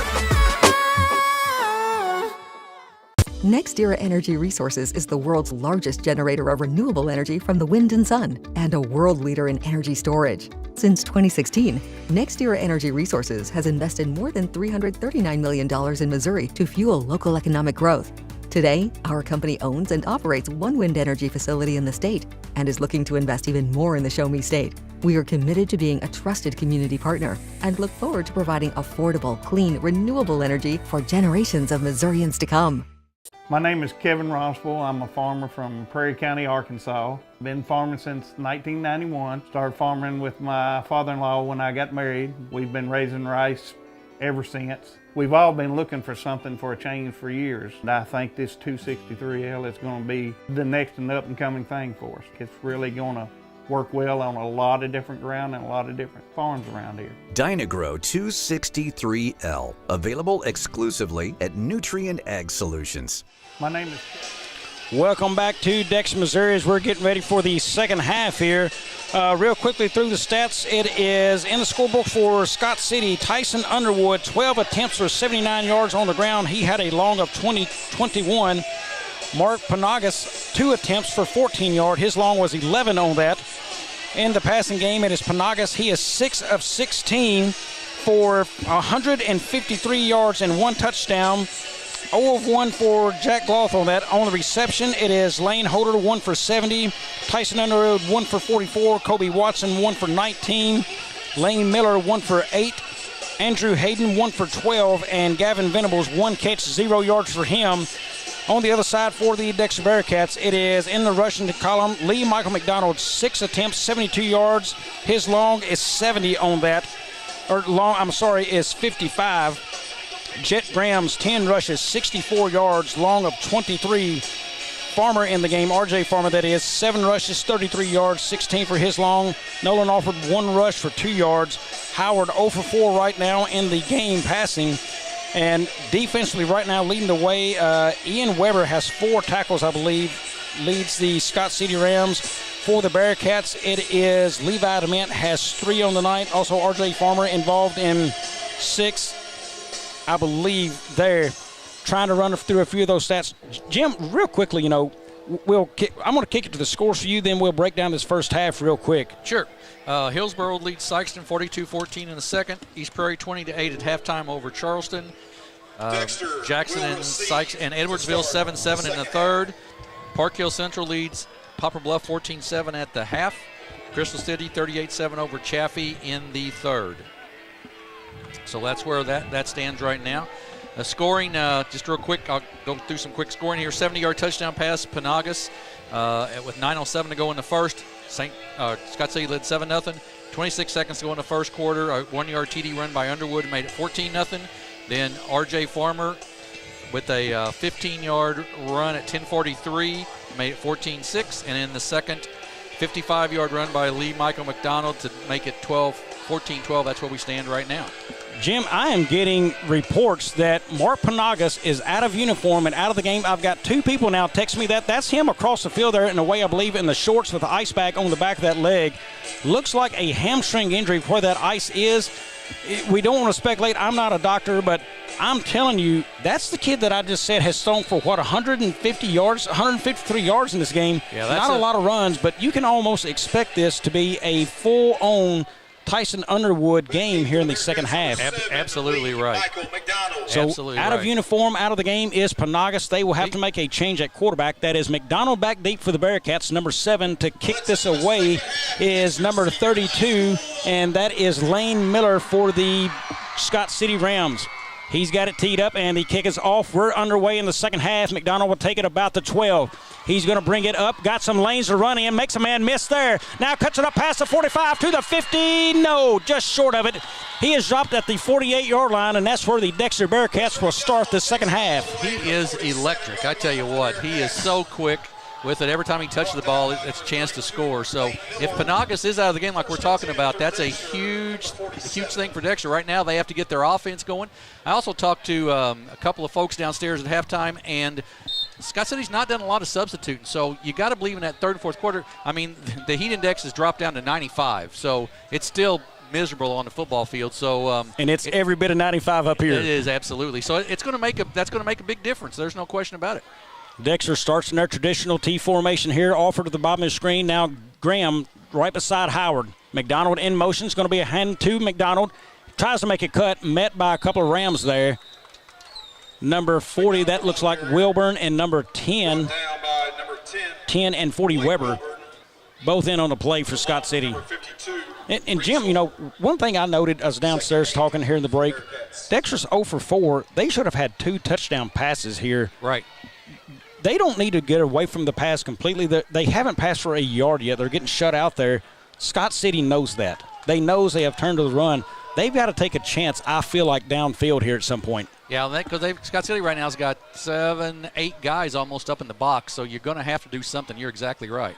Here's Farmer in motion, and that is Howard on a quarterback keeper upfield. Nice run by Howard. He is going to be all over the first down sticks. See where they mark him. I think he's going to have that. I think that the hit there by Blake Wilburn, but I think with that, it'll be very close to that first down. We'll see. And Jim, that's his first carry of the game. Yes, nice to see the explosive run out of Howard. You know, not something I'm necessarily used to seeing Howard do is tuck and run like that, but he had good legs under him. Really hasn't had to do a whole lot of running around this game. Right. Third and just an inch or two for the Bearcats. Got to think this should be something up the middle of the ground. Go ahead and move the chains if you're a Dexter Bearcat right here. That's Farmer in motion. Howard's going to take it again. Nice play there off tackle. He has got a first down and more. Look at him go inside the 35 to the 34. First down, Bearcats. Something the Bearcats did not show in that first half at all was the little option there by Howard. He's got 2 8-yard pickups, and it's a first down for Dexter. Right now, Dexter is doing everything they want on this ground game against Scott City. You know, I got a text from across the way, somebody in the stand saying, boy, they thought Scott City looked gassed right there before the half. I kind of thought that as Dexter was moving it and really wondered why they didn't punch it right up the middle to score there. And Jim, when you don't go very deep and you're playing kids on both sides of the football, the second half is when it really starts to show. Exactly right. Here's a fumbled snap, and Dexter trying to fall on it. That may be Scott City football. I believe it's going to be. Oh, that is Scott City. What a deal there for Dexter. That's a bad mistake. That's one of those things, Bobby. You just have to fall on it. Take your loss, fall on it, and go to the next play. It's just that was the mistake Dexter made there. Well, new quarterback, that will be, looks like number 8. That is Jackson Gloth in the game at quarterback. Yeah, he quarterbacked it when Panagas went out in that first half. He quarterbacked that one play and threw an interception. So, what I can remember of watching a little bit of the jamboree, he hasn't gotten near the arm that Panagas does, and I don't think he's going to be near as comfortable back there. It's going to be a quarterback keeper, Gloth up the middle, several kids in there hitting for Dexter. He's going to have a gain of about 2. And, Jim, you certainly don't expect a sophomore to come into action like this and have the arm that Panagas has. Oh, no. The vision and the play calling. So I'm going to say I think you see Scott City try to slow this game a pace and see if they can ground and pound it in and probably try to put another touchdown on if they can. Absolutely. There a lot, as you mentioned before, I think as we started the half, a lot of Tyler Underwood here coming in the next few plays. But Dexter ought to know that as well, and we've got to sort of force him to pass the football a little bit. Scott City just shy of 100 yards. That is almost picked. If Farmer wasn't looking for the hit, he takes that pick 6 to the house. Yeah, he does. He read that all the way there. Good job by Farmer of reading it all the way. Of note, Dexter now has 4 hands on the ground. That is Logan Pullum with a hand on the ground. So he moves from a weak side backer to now putting hands on the ground. Dexter in a 4-3 set. You know, they did that in the second quarter, middle of the second quarter when they came out on defense, and Scott City struggled against that. So we'll see that here again in the second half. And I'm not trying to run subs in and out of the game, but I really like Ethan Glaus in a spot like that. He gets off blocks so well, and on that line, he is a monster to handle in there. It's 270. Right. That is going to be false start against Scott City, so that takes it from 3rd and 8 now to 3rd and 13. Where you don't want your sophomore quarterback to be for sure. The 6th penalty on the night for Scott City. Yeah, and now if you're Dexter, you sit here, do we blitz a sophomore or do we just step back and see if he'll throw one in our hands? Right. Dexter already 3 picks tonight. That was all in the first half against Panagas. So 3rd and 13. Dexter again, 4 hands on the ground. And they're going to bring light pressure. There's a pass over the top. He's got a man. Venables has it, and it's caught. Boy, that was a well-thrown pass, I'll guarantee you. Well, Dexter did not bring strong pressure. They just kind of eased up the line. If you're not going to bring strong pressure, drop them, I think. And Dexter, again, getting beat right over the middle of the field. Yeah, that was a well-thrown pass, though. Venable only had a step or two and made a nice catch. Jim, I can't believe how many balls we've seen over the top. Both teams able to beat the defender. Scott City hauling in more of them, but, boy, I mean, Dexter's missed chances there, and they've gotten beat several times over the top like that. You would think you'd have to stick somebody a little deeper and tell them to stay home. Here comes Underwood. He's running out to the side. Nice tackle there by Hosbrook. That is a very, very good tackle. Pumped up about it. That was a really nice tackle right there. He went. We talked about beforehand going low, and he went low on that. I'm sorry, Christian Words. I said Hosbrook. That's Christian Words there, 26. Still a pickup of about 4 on the play, though, for Scott City.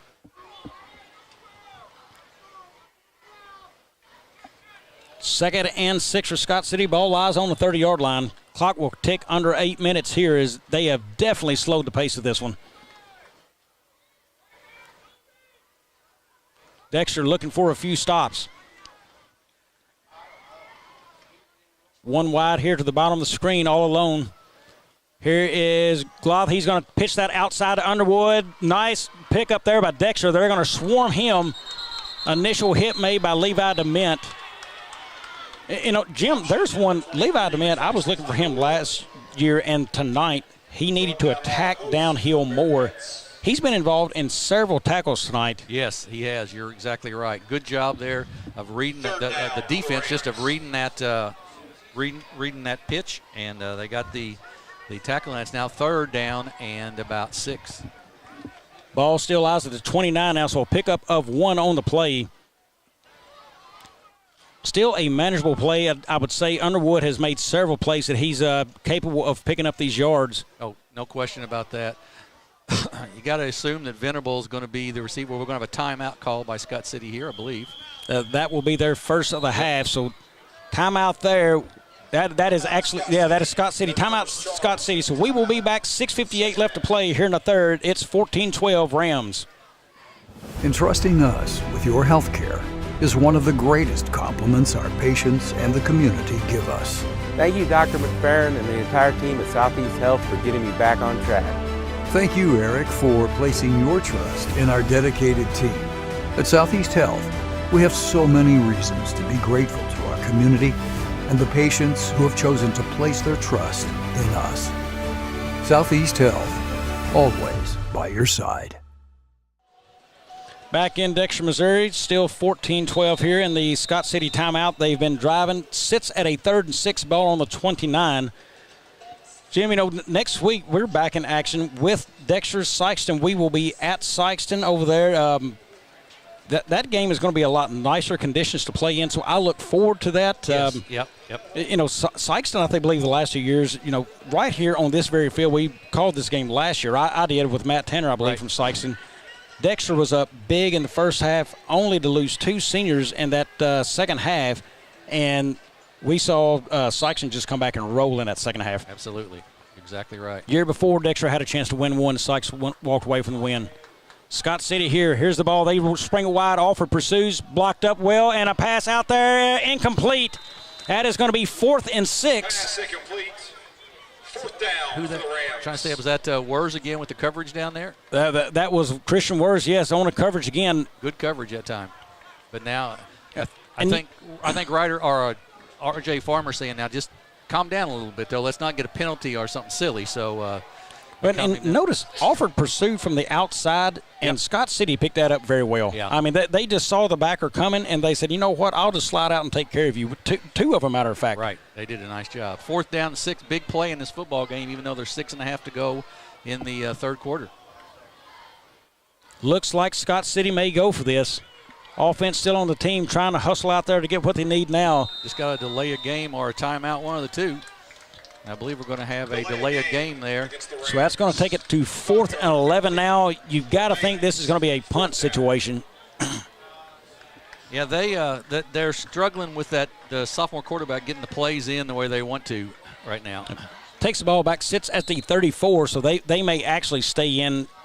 I think they'll go for it here probably. I do too. A turnover here versus trying to punt. I think they're going to try to pick up 11 if they possibly can. Right. Keep an eye coming to the bottom screen here in a slot. Gavin Venables, backfield. Tyson Underwood. Bearcats still 4 hands on the ground. Here's a snap. Blitz the linebacker. Deep over the top. He's got a man. It is incomplete. Oh. What a play by R.J. Farmer to break up that pass for the Bearcats. That was a great defensive play by Farmer right there. Scott City did a nice job of picking up the linebacker blitz and a good pass, but Farmer with a fantastic play down the field, and Dexter will get it turned over on downs. I want to credit, again, Coach Lumka. Scott City picked it up. That was something we didn't see out of Dexter last year. Right. Blitzing on third downs. And they were getting beat a lot, couldn't get off the field. Dexter's been able to get off the field quite a few times tonight with third down stops or fourth down stops, 3 interceptions. So the defense have definitely changed a little bit, especially after the first quarter. Dexter seemed to pick it up a lot there. Exactly right. That is Howard. He's back in the gun with Graham flanked to his right. Puts a man in, and he had 2 in motion. There's a false start. Yeah. Both of them started, and he reached for McDonald to start, and the other side. RJ thought it was his going. Yeah, exactly right. So the Bearcats have 1st and 15 instead. Penalties have sort of hurt them tonight. They've got that's their 8th already on the evening. Jim, big hello to my daughter listening in tonight from Oklahoma City. Shelby and Dawson, hi to you guys. Glad you have tuned in to watch it here on Aycorp Sports. And of that, too, we'll get to Aycorp Sports in a minute, going to that umbrella name. But Howard, nonetheless, has his team 1st and 15 now from the 29. Here's the snap. He looks, got a man, throws that deep, offers going back, and can't get there. Incomplete pass. Great coverage by number 11 from Scott City. That is Nathan Ham. Yeah, actually pretty good. And I believe and Alford is now cramped up. Yeah, Second down for the Bearcats. Trying to slide off the field there. I believe that the Nolan did a pretty good job there of keeping the defender from maybe making an interception there. Somebody else down. That is. That's McDonald down with a cramp as well. And you know you're going to see some of that. There's no question tonight. You're going to see some of that cramping. Jim, I'm a little surprised there, too. You know cramps are coming. These kids are out there running. I would think you'd want to teach them how to get these cramps out, pull that back. I didn't see either kid reach to try to get that cramp out themselves. Yeah. I mean, on a hot night like this, I would think that is something you want to teach them. Is both of them, I think Alford is – his looks like a calf, I think. Yeah, I think that's probably right. And McDonald's, I'm assuming, is the same. Yeah, we'll have to see here. It's 14-12, 6:38 to go in the third quarter on this hot night. Alfred's up and walking here on the sideline. He'll be back in pretty quickly. McDonald's a little slower, hobbling off. Boy, that is 2 playmakers. I'm one or two. Is that a higher leg cramp for McDonald? The way they were kind of holding against his knee there, trying to straighten that out. Is that a higher in the hamstring? I'm not sure. Night we were certainly to see cramps. So 2nd down and 15 for Dexter. Dexter still has not really thrown that slant across the middle or anything short. Everything's been long, Bobby. I'd sort of like to see him throw something a little bit shorter in the passing game. It has, and I think Scott City has invited that at times. When that linebacker stays a little bit more tucked to the field and you've got that wide receiver spread wide to the other side of the field, like right now, I think there's a chance if Houston Neely cut it hard, that's going to be a hand to Graham up the middle. He's going to rumble for a couple. Looks like he's going to near the original line of scrimmage. We're going to call that 3rd and 11 right now. Brought down by number 9. McDonald's still down on the ground getting stretched out. He is undoubtedly a playmaker for Dexter. Yeah, you need him in the ball game. There's no question about that if you're the Bearcats. Yep, and they stay with the same rotation. Alford stays out as well, so Neely will be your wide receiver out. Connor Hill and R.J. Farmer in there, and also Graham. Look, possibly, I'm thinking maybe they're going to run a stretch play to Farmer coming near side to us, or maybe Graham up the middle, either one. Here's the snap. Quick pass out. Neely's got it. First completion for Howard of the night. Neely is up and to the 40. So short of the first, Dexter, decision time to make right here. Yeah, short of the first down, fourth and about 4 or so. And, Jim, there's a short pass. Just get the pass out there, make it, and get it upfield like Neely did. That's a great decision right there to get that pass where it went. Bearcats are going to punt, it looks like. But you're right. That was, you just pick up that 5 or 6 yards there. Both Alford and McDonald now up moving. As Bearcats are looking, there we go. Howard drops back to kick. Here's the snap. Rugby style punt. It's a good high one here. Dexter's going to have a chance to let it roll. And it does. Dexter bounce. And look there. Houston Neely makes the catch and now downing that punt. That is inside the 30 at about the 28. That's where Scott City will take over. I'm going to say it's not a big deal in the ball game. I don't like the motion on the punt. It just gives you the opportunity to give up 5 yards. Highly distracting, and if you're not going to pull a play right there, I guess you're saying the same thing if you're going to try to pull trickery possibly. Right. Why would you put that guy in motion like that? I don't like that particularly. I'm sure there's a good reason for it. Coach Jamerson's got a good reason for it, but that's not something I particularly like. I would think, Jim, is the reason you put that man in motion is to try to make the blockers on the defense sit. They can't go running downfield to protect a receiving guy there, would be my idea. And Dexter jumps, they stay. Glau's able to get back across. Gloth, he's in the gun. Here's the snap. He drops back, looks to the middle of the field. He pulls it back down. He's got yards to go here, upfield and down. That looks like Landon Weathers covers. Gloth is going to pick up probably about 5 on the play. Yeah, good job of pulling it down and taking it what he had. Brought down by number 11, Landon Weathers. Dexter needs to get a stop here, and the offense needs to put a little something together. Obviously, the defense from Scott City made some adjustments at halftime. That was a pickup, a 6 by Gloss with 2nd and 4 of the ball at the 34. Clock now down to 4:25. Jim, you can tell the running game has picked up because the clock has been moving steadily. Absolutely right. Here's Gloth. He's got 2 wide receivers at the bottom. Handoff up the middle to Underwood, and he is met by a bunch of Bearcats there. That is Connor Hill, number 4. He's in the game for Nolan Alford right now at the backer position. Yeah, good job by Hill there on the hit. Along with R.J. Farmer. That is a big tackle, negative yards right there, I do believe. So that's going to take it 3rd and they still have it 3rd and 4. So that's a even ball right there. Nothing moved on it. Yep. And Underwood's another kid who has played pretty much every play of the ball game tonight. So he's got to be getting a little bit weary out there. 3rd and 5 now they mark it, so a loss of 1 on the play. Still very manageable for Scott City. They've got the playmakers to do it. Nobody very deep for Dexter as a safety to stop a pass over the top again. And a flag, a delay of game penalty on Scott City. And that's a killer. You were 3rd and 5, now you're 3rd and 10. Right. And that's going to move it back the other side of the 30-yard line. So the question becomes, do you send a linebacker or somebody to blitz once again to try to put some pressure on that sophomore quarterback? Well, if they do, I think you got to come straight up the middle. I would think Dement, he's probably got a little bit of speed over Hero here, right? Hero shows blitz. He comes, and that is Venables out and hit. Throws underneath. Picked off. No. Oh. No. Wirtz had a chance to go for 6 on that. Jim, everything fell Dexter's way right there. They had a hit on a quarterback, straight up the middle pressure, and had a chance to pick that football. And now it is 4th and 10. And surely Scott City will have to punt here. I believe so. And that was, they were certainly thinking, I think, pick 6 there. And unfortunately, you got to catch it before you run with it. Dexter now has a chance. Farmer stands on he's backing up now just the other side of the 40. They're going to punt this football. They've got to punt in a 4th and 10 situation. Short punt and no call on that. That is going to be down at about the 40-yard line. It is there. Yep. I think the reason they didn't call running into the punter there, Jim, is he backed up and delayed and that guy bumped. No hard contact, no call. So I agree. Dexter will take over just a hair inside of their own 40-yard line here. 3:17 to go here in the 3rd quarter. It's been a much quicker game here in the 3rd, as Bobby mentioned, because Scott City has run the ball quite a bit. Dexter, 2nd series in this half. No McDonald, no Alford on the field right now for Dexter. Neither one. They're both looks like drinking Gatorade, trying to get them hydrated back up. Right, exactly right. So Neely Beer, you're wide out at the bottom of the screen here.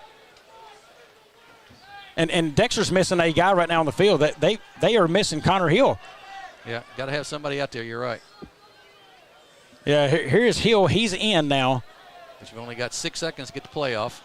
Howard knows it. He's going to hurry, and he puts a man in motion and gets it fumbled, and smart move, he just lays on. That's going to be a loss of 5 on the play. Well, as Farmer came across, the snap hit him. And that's brings up a second down and 5 down. The Bearcats have sort of shot themselves in the foot. A fumble and then a turnover on a fumble and then there and just been out of sync on the offensive end in this quarter. Well, Jim, first half gave us a lot of excitement. The second half has gave us key players for both teams out with injuries right now. Exactly right. Exactly Panagas may be the most key for Scott City being out. Dexter likely to have their 2 to return. Howard still in the gun. He's got Grams to his left. Here's the play. Howard's going to keep it. Good block up ahead. He's going to pick up back to the original line of scrimmage. So that'll put Dexter in a 3rd and 10 situation with the ball at the 40.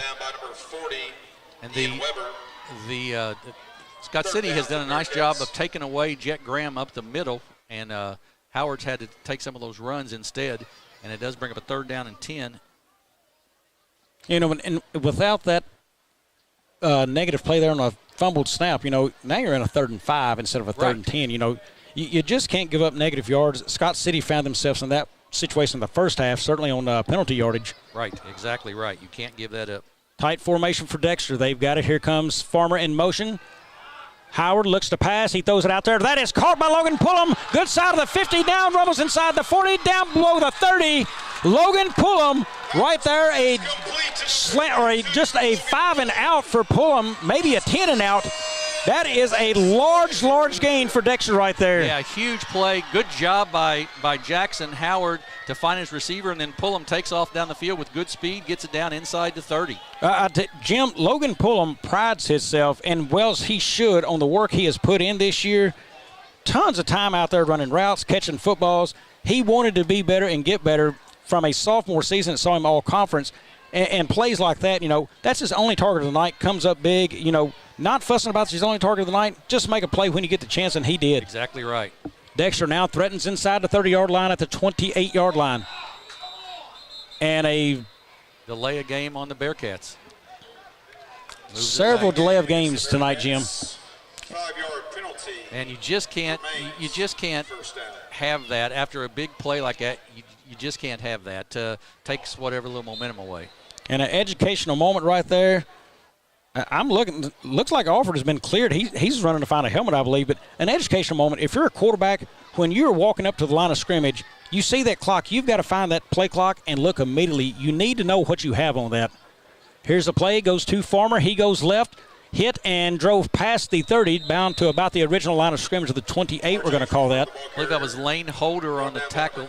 Oh, no, I take that back. That was Lawson Graff. Made a really nice job, played off his block and made the tackle there. Really good job. Scott City needs to find it in to make a few more stops. 2nd and 10 now for Dexter. Minute 18 to go here in the 3rd. And Jim, that was an offensive line that played very strong in the first quarter. Or a defensive line, rather, that played very strong in the first quarter. Dexter's found it a little bit more in between the guard and the tackle here after that. That's Hill in motion. He's going to fake it to Graham. Howard rolls out. He throws that deep to Pullum. Touchdown, Dexter! Howard to Pullum for 6. What a great pass by Jackson Howard and a nice reception down there by Logan Pullum on the catch. It's man-on-man coverage, Bobby, and they took advantage of it. Well, Howard rode out beautifully. The fake again, Dexter load him. We're going to run. We talked about it. Dexter needed not to go away from the pass. Pullum 2 large receptions on this drive right here for Dexter. That puts them ahead 18-14. Here's the kick up, and it is good. So 19-14. Jim, that will certainly change the dynamics of this game. We'll discuss it when we come back in 30.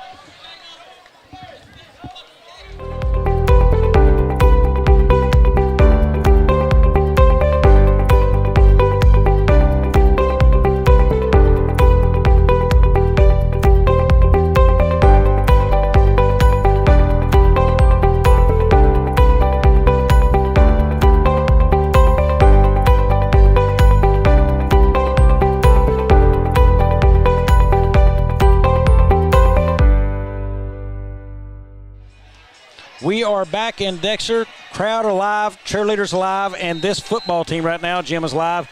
And Scott City has all of a sudden got to come up with some new offensive plays.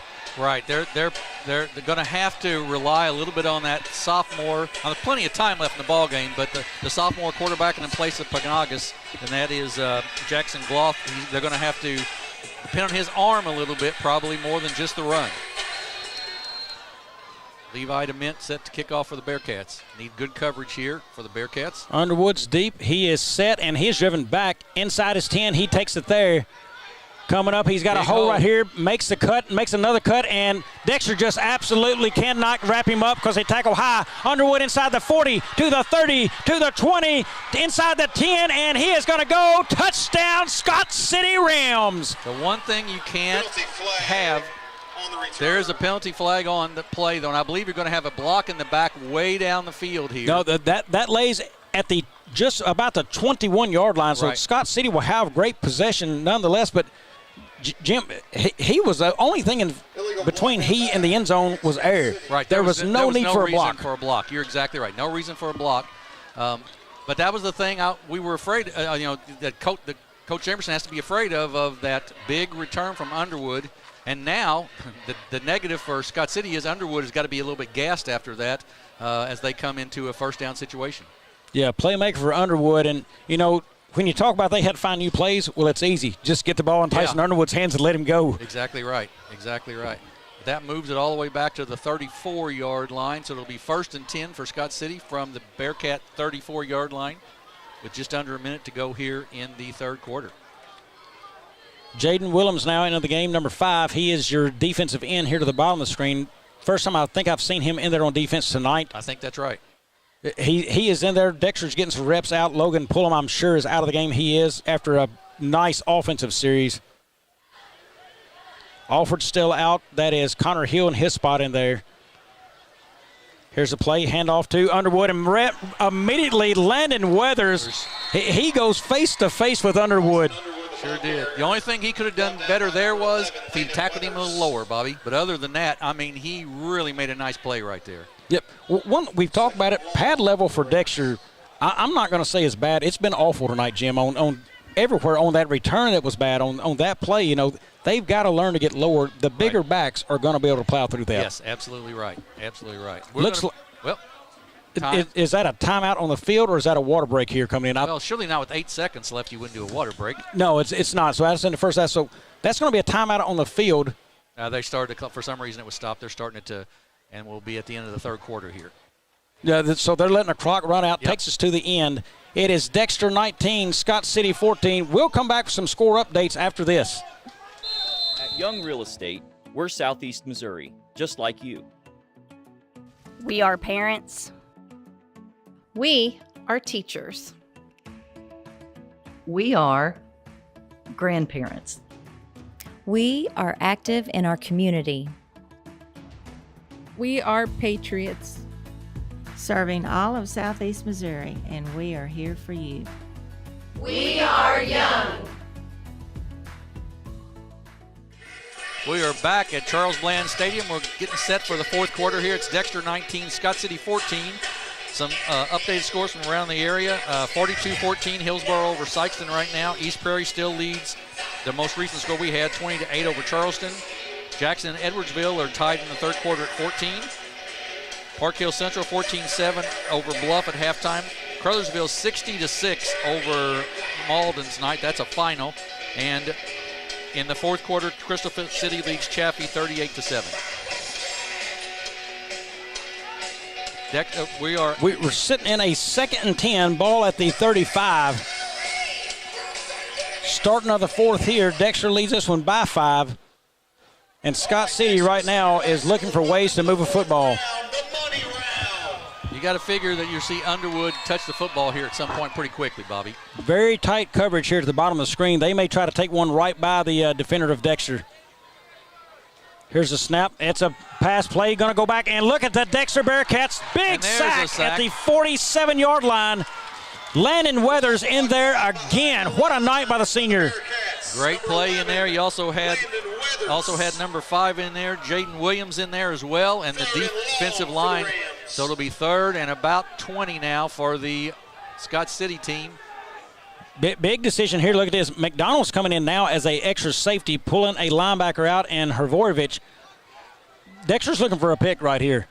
Yeah. No doubt they are bringing McDonald's in. He's got fine hands. He can make one. 3rd and about 20 here for Scott City. Gloth, he takes a snap. He's looking, trying to make a throw, gets it upfield, hit as he throws, and it's up in the air and picked off by Ryder Williams. His third of the night. Ryder Williams up the sideline, and he's going to be pushed out at about the 45-yard line. And 3 picks in one game for one player, Jim. I can't remember the last time I've seen a Dexter Bearcat do it. Been a long time, Bobby. Been a long time, and a great pressure once again by the defensive line of the Bearcats. They were right in Gloth's face, hit as he threw the football, and Williams with his 3rd interception of the night. Look at Coach Edwards, the baseball coach come in last year, new to football this year, and he is out there meeting his defensive back guy. Hey, Ryder Williams, welcome to your senior year. We've got I don't know, what penalty maybe on the Bearcats, I guess, at the end of the play. On that interception, I'm sure they will take it. Now, Alford is back in the game. McDonald's back in the game, so you've got all your stars back in if you're Dexter. You've got Alford, McDonald, Farmer, Pullum, and Graham, plus your quarterback, Howard. 1st and 10, Dexter from their own 44-yard line. Now they lead 19-14. A lot of places to go with the football for Dexter, and a tired staff right now from Scott City. Yep, exactly right. And Alford comes low to the bottom of the screen. McDonald's at the top of the tee, and Farmer is near side on the tee. Here's McDonald in motion, hand to Graham up the middle, tries to bounce, does for no yards there. Yeah, maybe a yard was all. Scott City with a nice job in the middle of the defensive line there with the tackle in there. Jim, for a kid who's got an amazingly strong lower half, Graham sure does bounce a lot. Yeah. He's got to learn straight ahead. The quickest way to get from point A to point B is a straight line, and he's got to learn it. That is very true. That is very true. Even if he hits and falls forward, that's a gain of 1 instead of it's 2nd and 9 they mark it, but not much on that pickup if they got it. Alford now your wide receiver to the top. McDonald to the bottom. Farmer in motion, fake handoff, and Graham again, and Dexter's going to have to find a new home. Well, that's it. Scott City's done a nice job of stopping that run up the middle. They adjusted that at halftime, so Dexter's got to figure something else out. Likely a pass situation. Play is stopped right here. The official stops the clock. That's going to be a hold against Dexter. Let's see if they accept or decline. Yeah, so it'll be 3rd down and about They're 12. going to decline that, says the coach. He says no, so decline it. So it'll be 3rd down and about 12 for the Bearcats here. And you certainly don't want to put them back in a 2nd down situation. Like I said, all the weapons are back in for Dexter. Right. In the pass game they just showed to pull them, Neely's completed one there. No, that's not a right mark of the football. Should be back 2 yards, I believe, because there was a loss on that play. That is correct. That's going to move back, and they are correcting it now. Yeah. So it's going to be 3rd and about 13 here. Dexter leads by 5 with 10:08 to go in the ball game. Tight formation sees Alford now pull back into the tee. He's the guy at the bottom of the screen. Farmer next to him. That's Alford on a sweep. Nope. Pass outside. That is to McDonald. He's got blockers. McDonald's going to go pass a 1st down inside the 40 down to the 35. Jim, what a beautifully designed play. Put Alford in motion. He gets out the lead blocker, screen for McDonald, and he shoots it upfield. Yep. Credit Chad Jamerson. Actually, absolutely right. Great offensive call right there. Jackson Howard puts it right on the money. And, of course, McDonald is so quick, but you're right. That lead blocker by Alford there was huge on that, as well as the other wide receiver on the far side of the field, and it's a nice 1st down for the Bearcats. And why go to Alford on the block? He is your biggest receiver by far. He's probably about 185 or so, and big enough now I don't wrestle him anymore. Right. Get him out in front of the smaller McDonald who's speedy and can make plays, and, boy, they did it. Here is Farmer. What a play by Farmer, making his own plays. He is broke free now down to the 20-yard line. Sure did, and he just got tripped up just barely over to go all the way, but a nice cutback for the senior, and it's another 1st down for the Bearcats. Good for another Bearcat. Dexter now sits 1st and 10, ball at the 35. Clock stopped at 9:45 as they move the chains. sort of the offensive line a little bit now is imposing their will a little bit here in the fourth quarter, as Scott City just doesn't have the same number of kids that Dexter does to run in and out. And Jim, right there, all it needed, I don't know how much of a will he imposed. All he needed was a small gap. Yes. And he just cut that upfield. Easy slant for Dexter if they wanted here at the bottom of the field. Here's the hand, goes to Farmer, tries to get it outside. He's got room to run. Blocker down low, inside the 10 now. All the way down to the 10. That's going to be, I believe, another first down. We'll see if it comes up. And we're seeing, as you mentioned before the game, Bobby, all of the elements of the Bearcats offense right now. We've seen Jet Graham. We're seeing R.J. Farmer. We're seeing Lee Michael McDonough. We're seeing Nolan Alford. We're seeing Jackson Howard throw the football. All those possibilities are coming around right now. The one not involved necessarily on the plays of the yardage on offense is Alford, but he is throwing blocks out on the edge there. And the line, you know, we talk about how big they are. This is what big lines and when you don't have to play both sides of the football does. Dexter is just pushing the ball everywhere. Here's McDonald. He's going to cut it back inside. Give him 6. Touchdown, Dexter. What a nice cutback by Lee Michael McDonald for the touchdown. A flag on the play, though, and we're going to have, I bet it's called back. Second time tonight, McDonald has lost one. Holding on the Bearcats, and that's something you just cannot. When you're down there at the 10, well, you can't hold any time, but you just don't want to give up a second score of the night. That's going to take it to somewhere near a 2nd and 20. So right. Or first and goal from the 20, I believe. Yeah, first and goal because they cannot get a first down without a touchdown. Right. 10-yard penalty. So they'll have to come back out and try to do something once again. But you're right, Bobby, that big offensive line on a big heated night like this, and they're not having to play both ways, that just makes such a difference against a team that's got a little bit smaller and not the number of kids.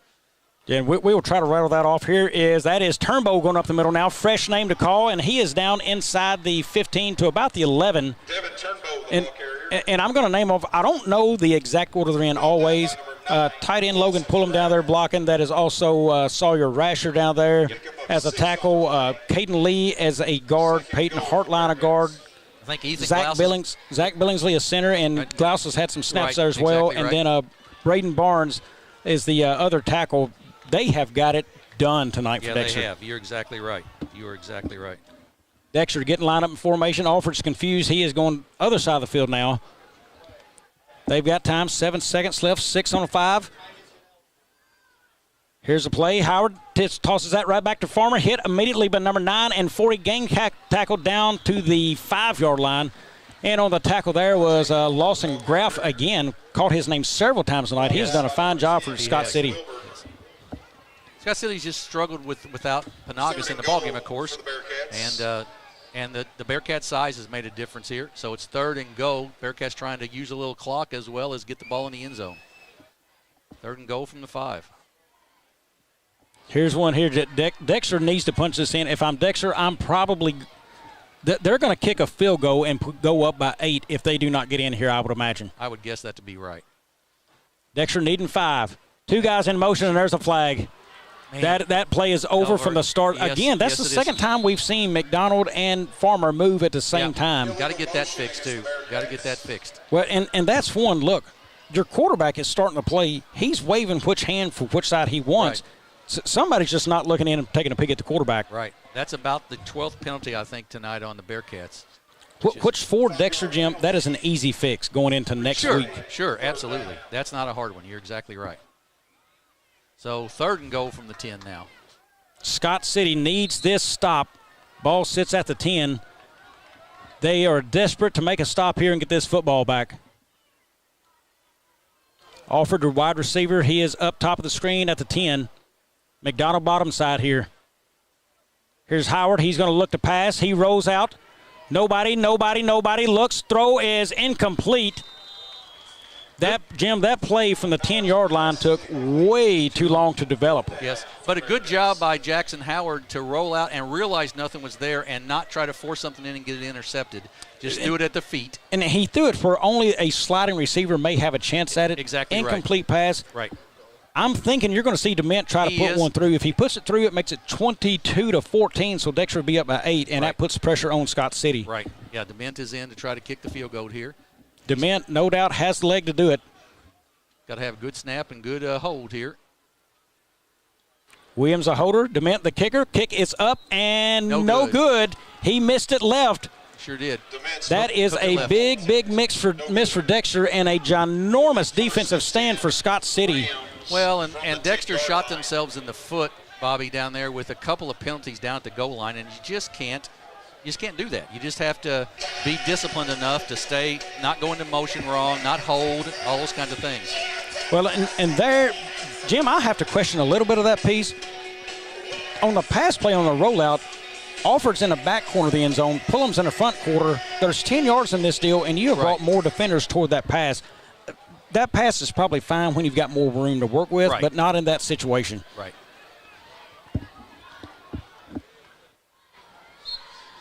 Dexter goes with a 4-down lineman, 2 linebacker set.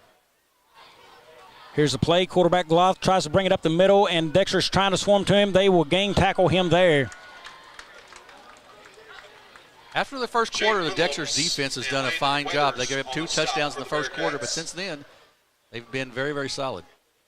Jaden Williams back in this game. Of note, Alford and Pullum out. They were starting outside backers, so Dexter's gone with the hands on the ground and brought in a extra DB right here. Right. Jackson Miller's in the ball game playing defensive back over there, I believe. Actually, that is a linebacker in there. That is Connor Hill, number 4. He's out in coverage right here. Gloth looks. He's going to try to pass again. Throws it outside and picked. Just missed. The 4th interception of the game was right in and out of Ryder Williams' hands. Boy, that was great coverage by Ryder Williams. He is having a whale of a game tonight. No question about it. Dexter had 2 defenders to cross pass with that football. Yes. It was a good play by Williams there. 3rd down and now 9 for Scott City. But, Jim, if you're a team coming up to play the Bearcats, take a look at this depth they have on his team, able to run kids in and out confidently doing that. That puts Jamerson in such a better position. Oh, absolutely it does. As you go down through the whole season, you're exactly right. Shotgun formation. Gloth is going to come near side. He's going to throw that out, and that is complete to Venables. He's got it up just past the 40-yard line. Let's see if they're going to mark him just short of it. Nope, right on the 40. 40-yard line, yeah. Blitz that time, but the blitz came from the right side, and the quarterback rolled out this side and was able to get it completed. Well, that is really one of the first times in a long time we've been able to mention Gavin Venables' name this game. Yes, you're exactly right. And he is such a big part of that offense, and not being able to be involved, that is a game changer. 1st and 10, Scott City. 6 minutes to go in the ball game. Jim, I know you had it. If we can check that, we'll get it here to you just a minute. When is our first volleyball game coming up? I know that's a big change for Aycorp Sports this year, is getting that going. Here's the snap. Gloth is going to take that near side.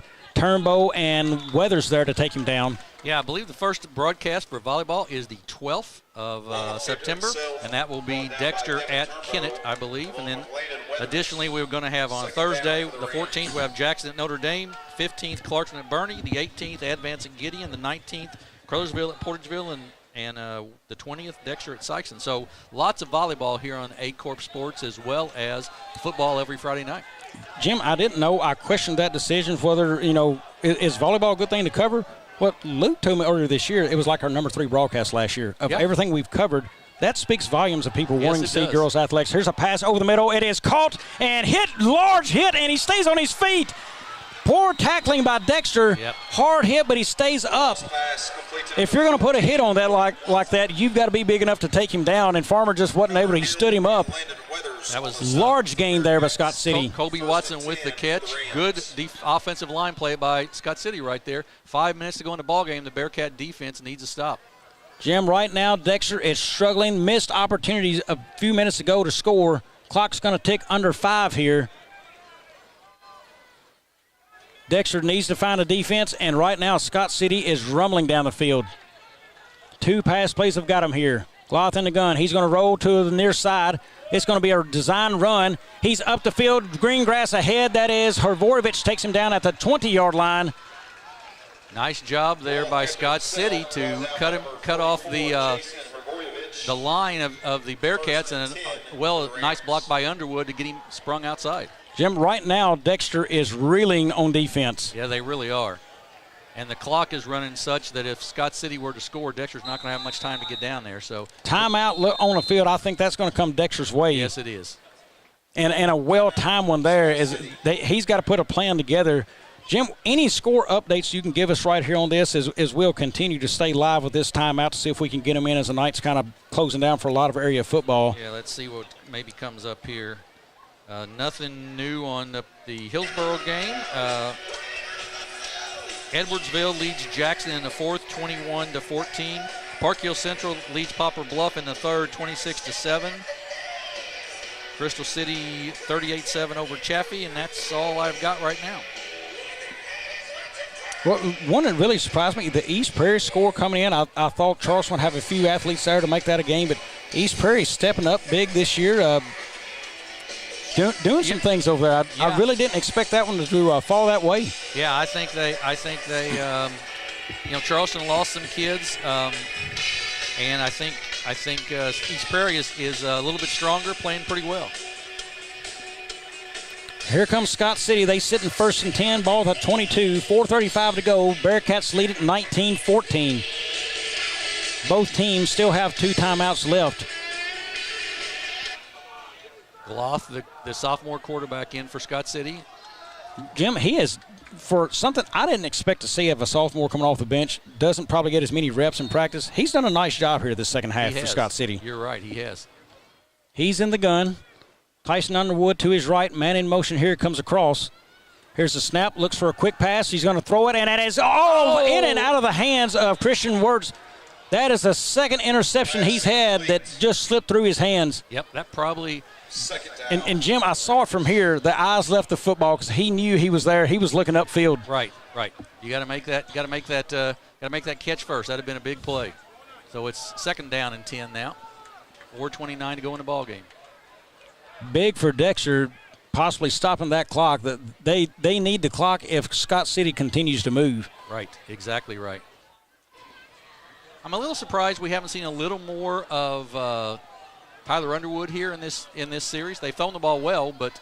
And Dexter's defense had stepped up and stopping some runs in there. Here's the snap. Gloth's going to step back. He's looking over the middle. He's got a man, and it is incomplete. Threw it behind him. He did. Nope. 3rd and 10.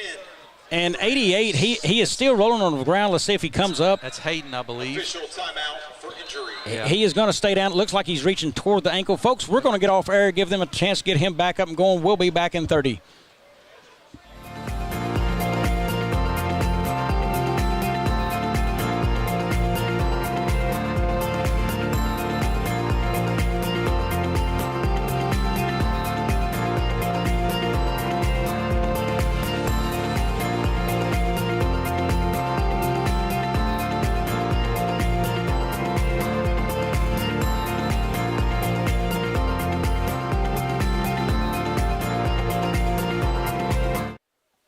Welcome back to Dexter, Missouri. Right now, still looking at the foot and ankle of Hayden. I'm not sure if it's a cramp or if it's a twisted ankle. He's still down. Folks, we're going to go back off air for another 30 seconds. Well, nope, we're going to stay here. He is up. Well, let's just do a quick while we got a chance here. We'll talk about, next week's coverage is next Friday night. We will be at Sykeston as the Bearcats from Dexter will take on the Sykeston Bulldogs over there. The week after, we'll be here back at Charles Bland Stadium when the Bearcats will host the New Madrid County team, and we know what kind of athletes they have over there.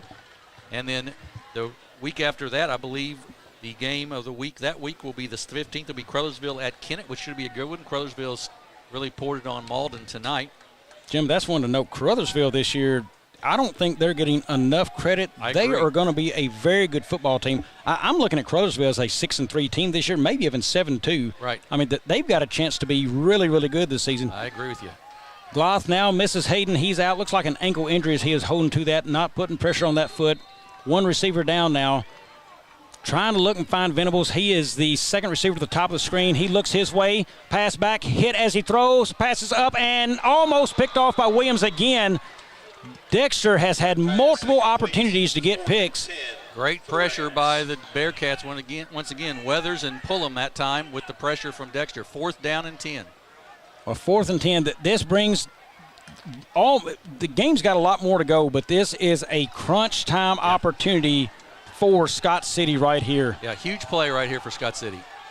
If Dexter can stop it, Scott City does have 2 timeouts, so they can make Dexter, if they can stop the clock to make them try to push the ball for first downs, but it's getting tough. Venables, your most notable receiver, he's going to be in the slot here at the bottom of the screen, number 15. And it's going to be a timeout here for Scott City. They want to get this right. Folks, we're going to take a 30-second break. We'll be back here on the Aycorp Media Networks. Mathis Funeral Home of Dexter and Bernie strives to provide their community with the accommodations and services needed to relieve your family during times of loss. For more information, give them a call and see how Mathis Funeral Home can help meet your expectations in celebrating your loved ones. For over 100 years, Stoneville Cotton has helped farmers stay strong and win their growing seasons, delivering protection against key weeds and insects to maximize their yield potential. For more information, visit our website. Stoneville Cotton, own the early. Back at Charles Bland Stadium here on the campus of the Dexter School District. It's Dexter 19, Scott City 14. We've got 4:17 to go in the ball game. Scott City 4th and 10 from the Bearcat 22-yard line. So, Bobby, Coach May called the timeout here to try to make sure he had everything right. Yep. Jim, real quick, I've got a minute. So, folks, YHC is no more. When we have football games, do not look for YHC as you look up these. It's all under Aycorp Sports. Any broadcast on YouTube, look for Aycorp Sports is where you'll find it. Here is Gloth. He is in a shotgun. He stands at about his 32-yard line. He needs to pick up 10 on 4th and 10. He is back, looking for a receiver. Got a man over the middle. Throwing in, and it is incomplete, and a flag in the end zone. Going to be pass interference on the Bearcats, I'm quite sure. I thought we could have had a hold back here on the offensive play too, but we'll see. Jim, I certainly don't want to throw the ref under the bus. That is a very difficult call for him to make because that play is moving away from him. He really can't see when the contact occurs. He must have saw the contact hitting his back coming over, more so than the hand, the body contacting there. Holding on Scott City, pass interference on Dexter. So play offsetting. Well, we did get the hold call that we didn't. That they saw the hold call on the defensive lineman there, so we'll play 4th down again. I'm telling you, the ref had to see that coming right there. He sees it, but the contact would have been right there is where he sees it. The hand is away from him, no chance to tell, so good job for him picking that up. So 4th and 10. Scott City, one last chance here to replay on 4th and 10. 4:09 left in this one. Dexter up by 5. Scott City has to have a touchdown, cannot settle for field goals. Panagas, also their kicker, is out of the game. Right. Gloth gets his man in motion. Venables to the slot at the top, and we have got a stop and play timeout Dexter. So we will take another one as well. We'll be back to finish this 4:09 up from Dexter. Their second charge, timeout. Does your business need literally anything? When we founded CNS Cleaning Supply, our goal was simple. Become a one-stop shop for anything and everything your operation might want. From car care to condiments, mops to markers, soaps to staplers, and everything in between. Which is a lot. CNS has got you covered. Give Delane Beckwith a call at 573-217-0104 or visit cscleaningsupply.com to get set up with, well, literally everything. Tell them Delane sent you. Welcome back here to Charles Bland Stadium. 4:09 on the clock, 19-14 Dexter. Scott City has it. 4th and 10 sitting at the 22-yard line. Jim, Dexter continues rotate kids in and out. Lee Michael McDonald back in this game. You know where he's sitting. He's looking for a pick right here to put this one away probably for the Bearcats. Right. Just got to the defensive backs know the pass is probably coming. You got to see, Bobby, another place right here where that screen pass that they threw early in the ball game might become effective. Not quite as effective maybe because they're a little closer to the goal line, but still wouldn't be a bad spot to get the ball in Underwood's hand. I do not see Hayden back in with the ankle out. Venables, again, your slot receiver closest to the line, top of the screen. Look for something over the middle. That is where McDonald sits. Gloth gets a man in motion. They're going to shift the defense a little bit with him. It's a man coverage. Here comes Gloth. He's looking upfield. Got a man cutting wide away open. And knocked away Ryder Williams.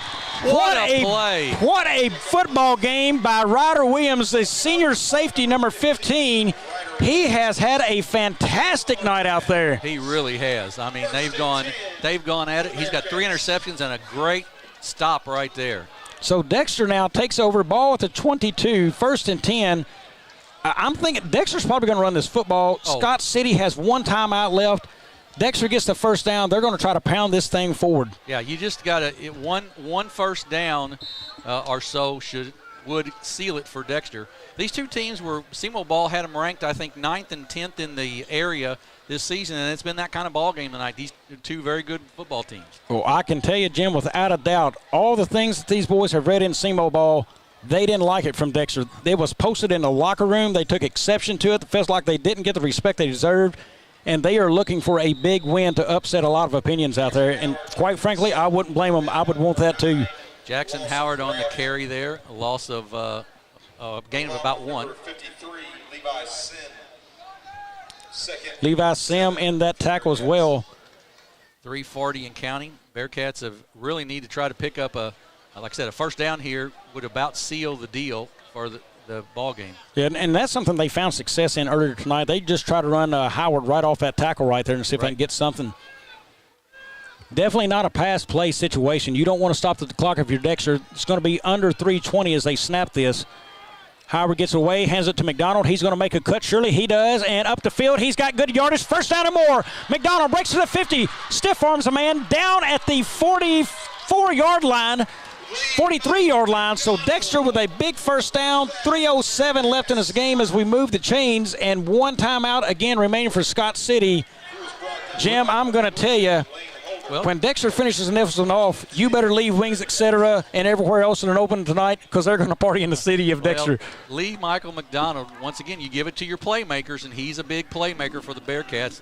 He just took it off on the sweep there up the right side, and once he did, he took off.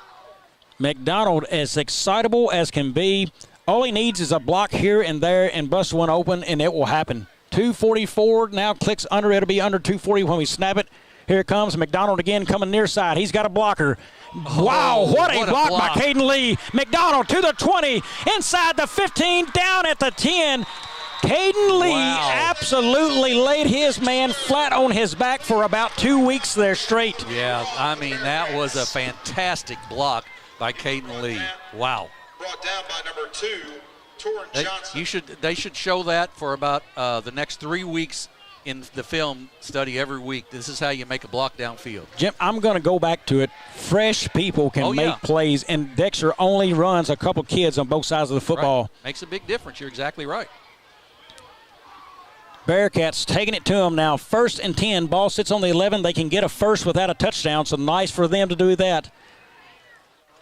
They go empty backfield.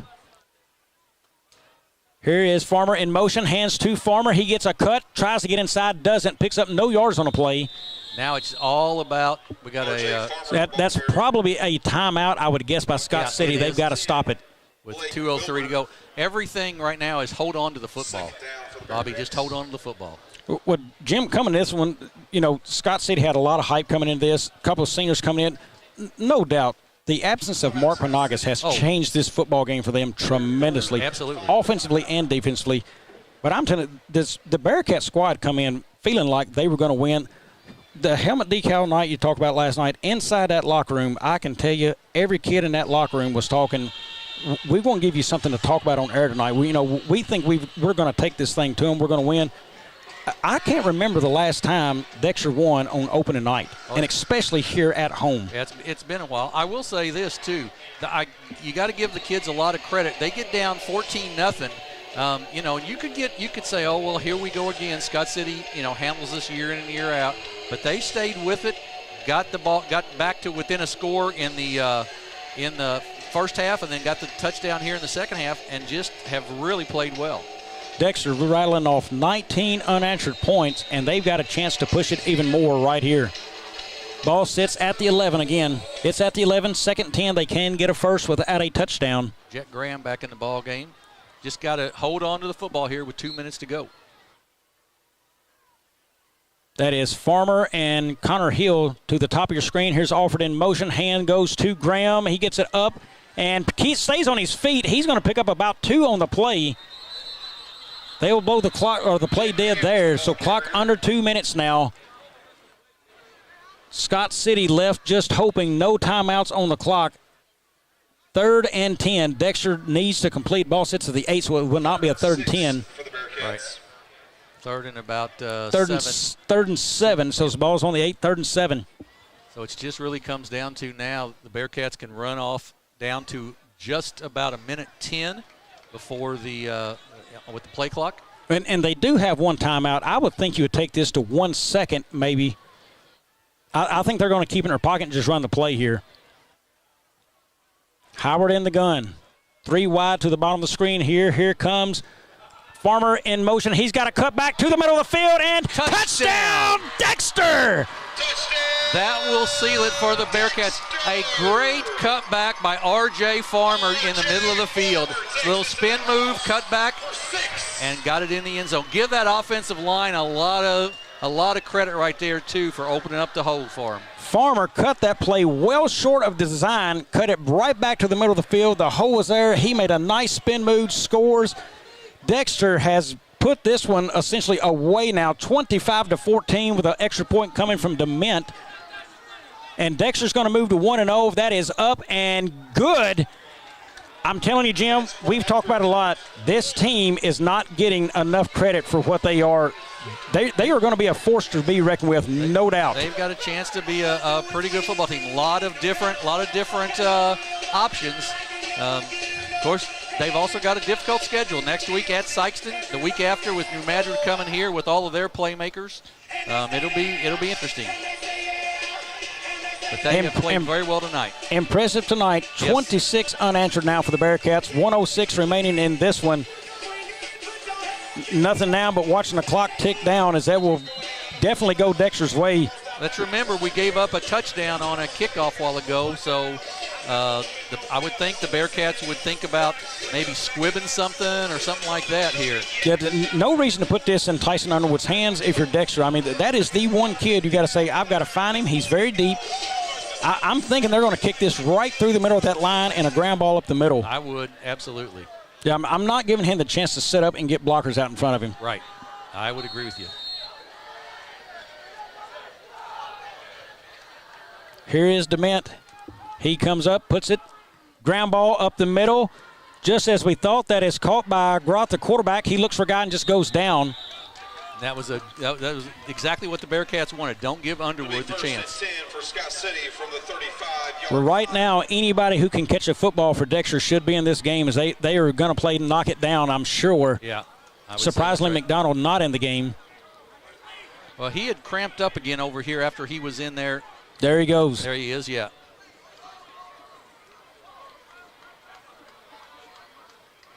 What a showing. Jim, I know we usually don't do players of the game, but I'm telling you right now, player of the game is no doubt the leader, unquestioned leader of this football team, Ryder Williams tonight. Yeah, I agree with 3 picks, couple of big breakups out there for him. He has had a fabulous night. Yeah, he really has. As good as I've seen a D-back have in a long, long time. Here's Groth. He slides out. Pass is going to be complete. Oh, it is up in the air and incomplete. Had it, bobbled it, dropped it. Yep. Well, that's one of those as a defensive back you're looking at, as Devin Turnbow there's looking at it saying he just couldn't get his momentum going to get it when it popped up in the air. Well, and you know, another note, look how Dexter has been able to creep up and get aggressive on their pass defense. The second half, no Panagas, the game changed. Right. Absolutely. We surely hope that young man's success, hope everything is okay for him. Lost him there at the half, has not returned as he had come out in shorts and a T-shirt. Here's Gloth now. He steps back, looks for man, throws it underneath, and incomplete again, targeted to Venables. So now that's going to be 3rd and 10, 52.2 seconds left in this one. There will be happy, happy people in the town of Dexter tonight. There will be. And I tell you one of the things, too, we've seen a lot of not just the upperclassmen. We've seen a lot of younger kids. Connor Hill's played a lot. Jackson Miller's played some tonight. Jackson Miller's standing right there in the middle of the Bearcat right now. Exactly right. Devin Turnbow's played a lot. You know, so, I mean, you've got some freshmen and sophomores who have contributed as well tonight. So it's a great combination. Here's Gloth. He's got it. Looks left, throws it, and it is caught near midfield. He is going to be down as McDonald and looks like number 25, Jackson Miller, in on the tackle. That's good enough for a first down, so it stops the clock, 43.9 left. Scott City down 12. They will need a touchdown and an onside kick. Here's the snap, low snap. Gloss got it, looks, throws it deep over the middle and or sideline. Incomplete, just misses man Venables. Yep. Sure did. Second down. Jim, I've got to think that incompletion has a lot to do with the low snap and bounce right there. Timing was off. Absolutely. Absolutely right. Brings up second down. Look, next week, Scott City, they will play St. Vincent at home. From what I'm hearing and read, St. Vincent has a very talented team. Yes. Really nice quarterback, I believe, there. And one right there, Scott City's got to figure out how to regroup with or without Panagas right there. They've got to make a game plan, I'd say, both ways. You just don't know what's happening. There's a blitz from Hrvorovich. That's a complete pass on the screen, upfield and tackled. Clock will remain running as that was to Tyson Underwood. Connor Hill and Jaden Willems on the tackles for the Bearcats. Hill and Willems on a tackle for the Bearcats. A lot of names being called tonight for Dexter. McDonald now will scoot back to the Dexter 20 or so. He's going to stay deep. Last snap of the game likely right here. Gloth throws that out, and that is almost picked off there by Turnbow. There's going to be 4.6 left, and we're about to round this one up. Yep. As folks stay with us as this one goes final. Jim is headed down right now. He's going to get a picture of the stats, come back up. We'll have those for you to complete. As Dexter will move to 1-0 on the season, Scott City will go 0-1. Again, we've got Dexter next week at Sykeston. Scott City will be at home against St. Vincent. Sykeston dropped to 0-1 this evening as well, lost to Hillsboro. We will update those two as well as we close out this football game here in a few. Last snap of the game. Here's Gloth. He rolls left, looks for a man, throws that downfield. Picked off again by Dexter, and smart play there. That is Levi DeMint taking it to a knee. That is 5 interceptions this football game for Dexter. What a night here in Dexter, Missouri. 26-14. Bearcats beat the Rams. We're going to take a short, probably 30-second break, come back, try to get some stats to you, and wrap this one up.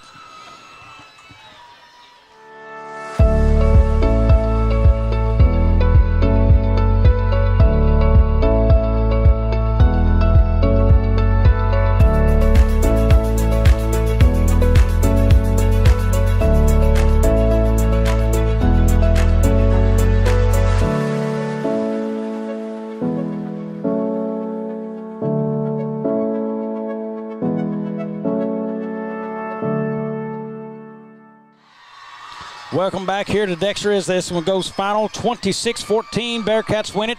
Final play was an interception by Levi DeMint, and what a night there it was. Again, 5 interceptions by the Bearcats as they rode a victory here. Crowd is sure loving it, enjoying it. The kids already in the stands having a good time with the fans. What a big, big win for this program, folks. I can't tell you, it's been a long time since I've seen Dexter win their opening game, and they are some kind of happy about it. Real quick, surrounding scores around us. Park Hill Central beats Poplar Bluff 28-13. Dexter again, they are over Scott City. It's 26-14 here. Last score I have, Caruthersville 60-6 over Malden. Hillsboro takes it 63-14 over Sykeston. East Prairie 20-8 over Charleston.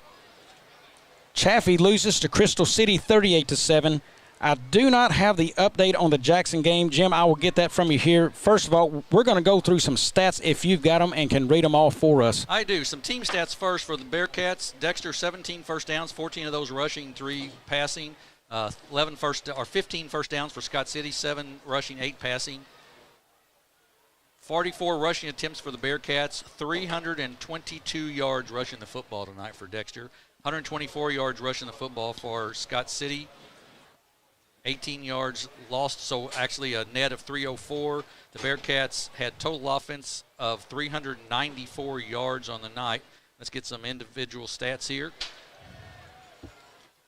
Offensively tonight, it was, for Scott City, we'll start with that. Tyson Underwood had 17 carries for 85 yards. His long was 21. Jackson Gloth, 5 carries for 14 yards. Mark Panagas, who only played the first half, 2 carries for 14 yards. Total of 124 yards on the ground. Gloth was 5 of 18 with 3 interceptions for 89 yards. Panagas, 6 of 18 with 2 interceptions for 153 yards. They threw the ball for 242 yards on the night. Leading receivers were Gavin Venable and Kobe Watson, both with 3 catches. For Dexter, rushing-wise, goes like this. Jet Graham, 14 carries, 72 yards. R.J. Farmer, 13 carries for 75. Lee Michael McDonald, 9 carries for 137 yards, average of 15.2 on the night. Jackson Howard, 6 carries for 23. Devin Turnbull, 1 carry for 8. Nolan Alford, 1 carry for 2. Jackson Howard was 4 of 10 for 90 yards and a TD. Receiving, Pullen with 2, McDonald with 1, and Houston Neely with 1. And for the tackles, defensive stats go like this. For Scott City, we have, my phone does not want to work very well. It's too hot. We've got Wilburn with 7 tackles, Ian Weber with 6, Lawson Graff with 3, Jackson Gloth with 4 tackles. Tackles for losses, they had 3, it looks like. Blake Wilburn with 1, Levi Sin with 1, and Mark Panagas with 1.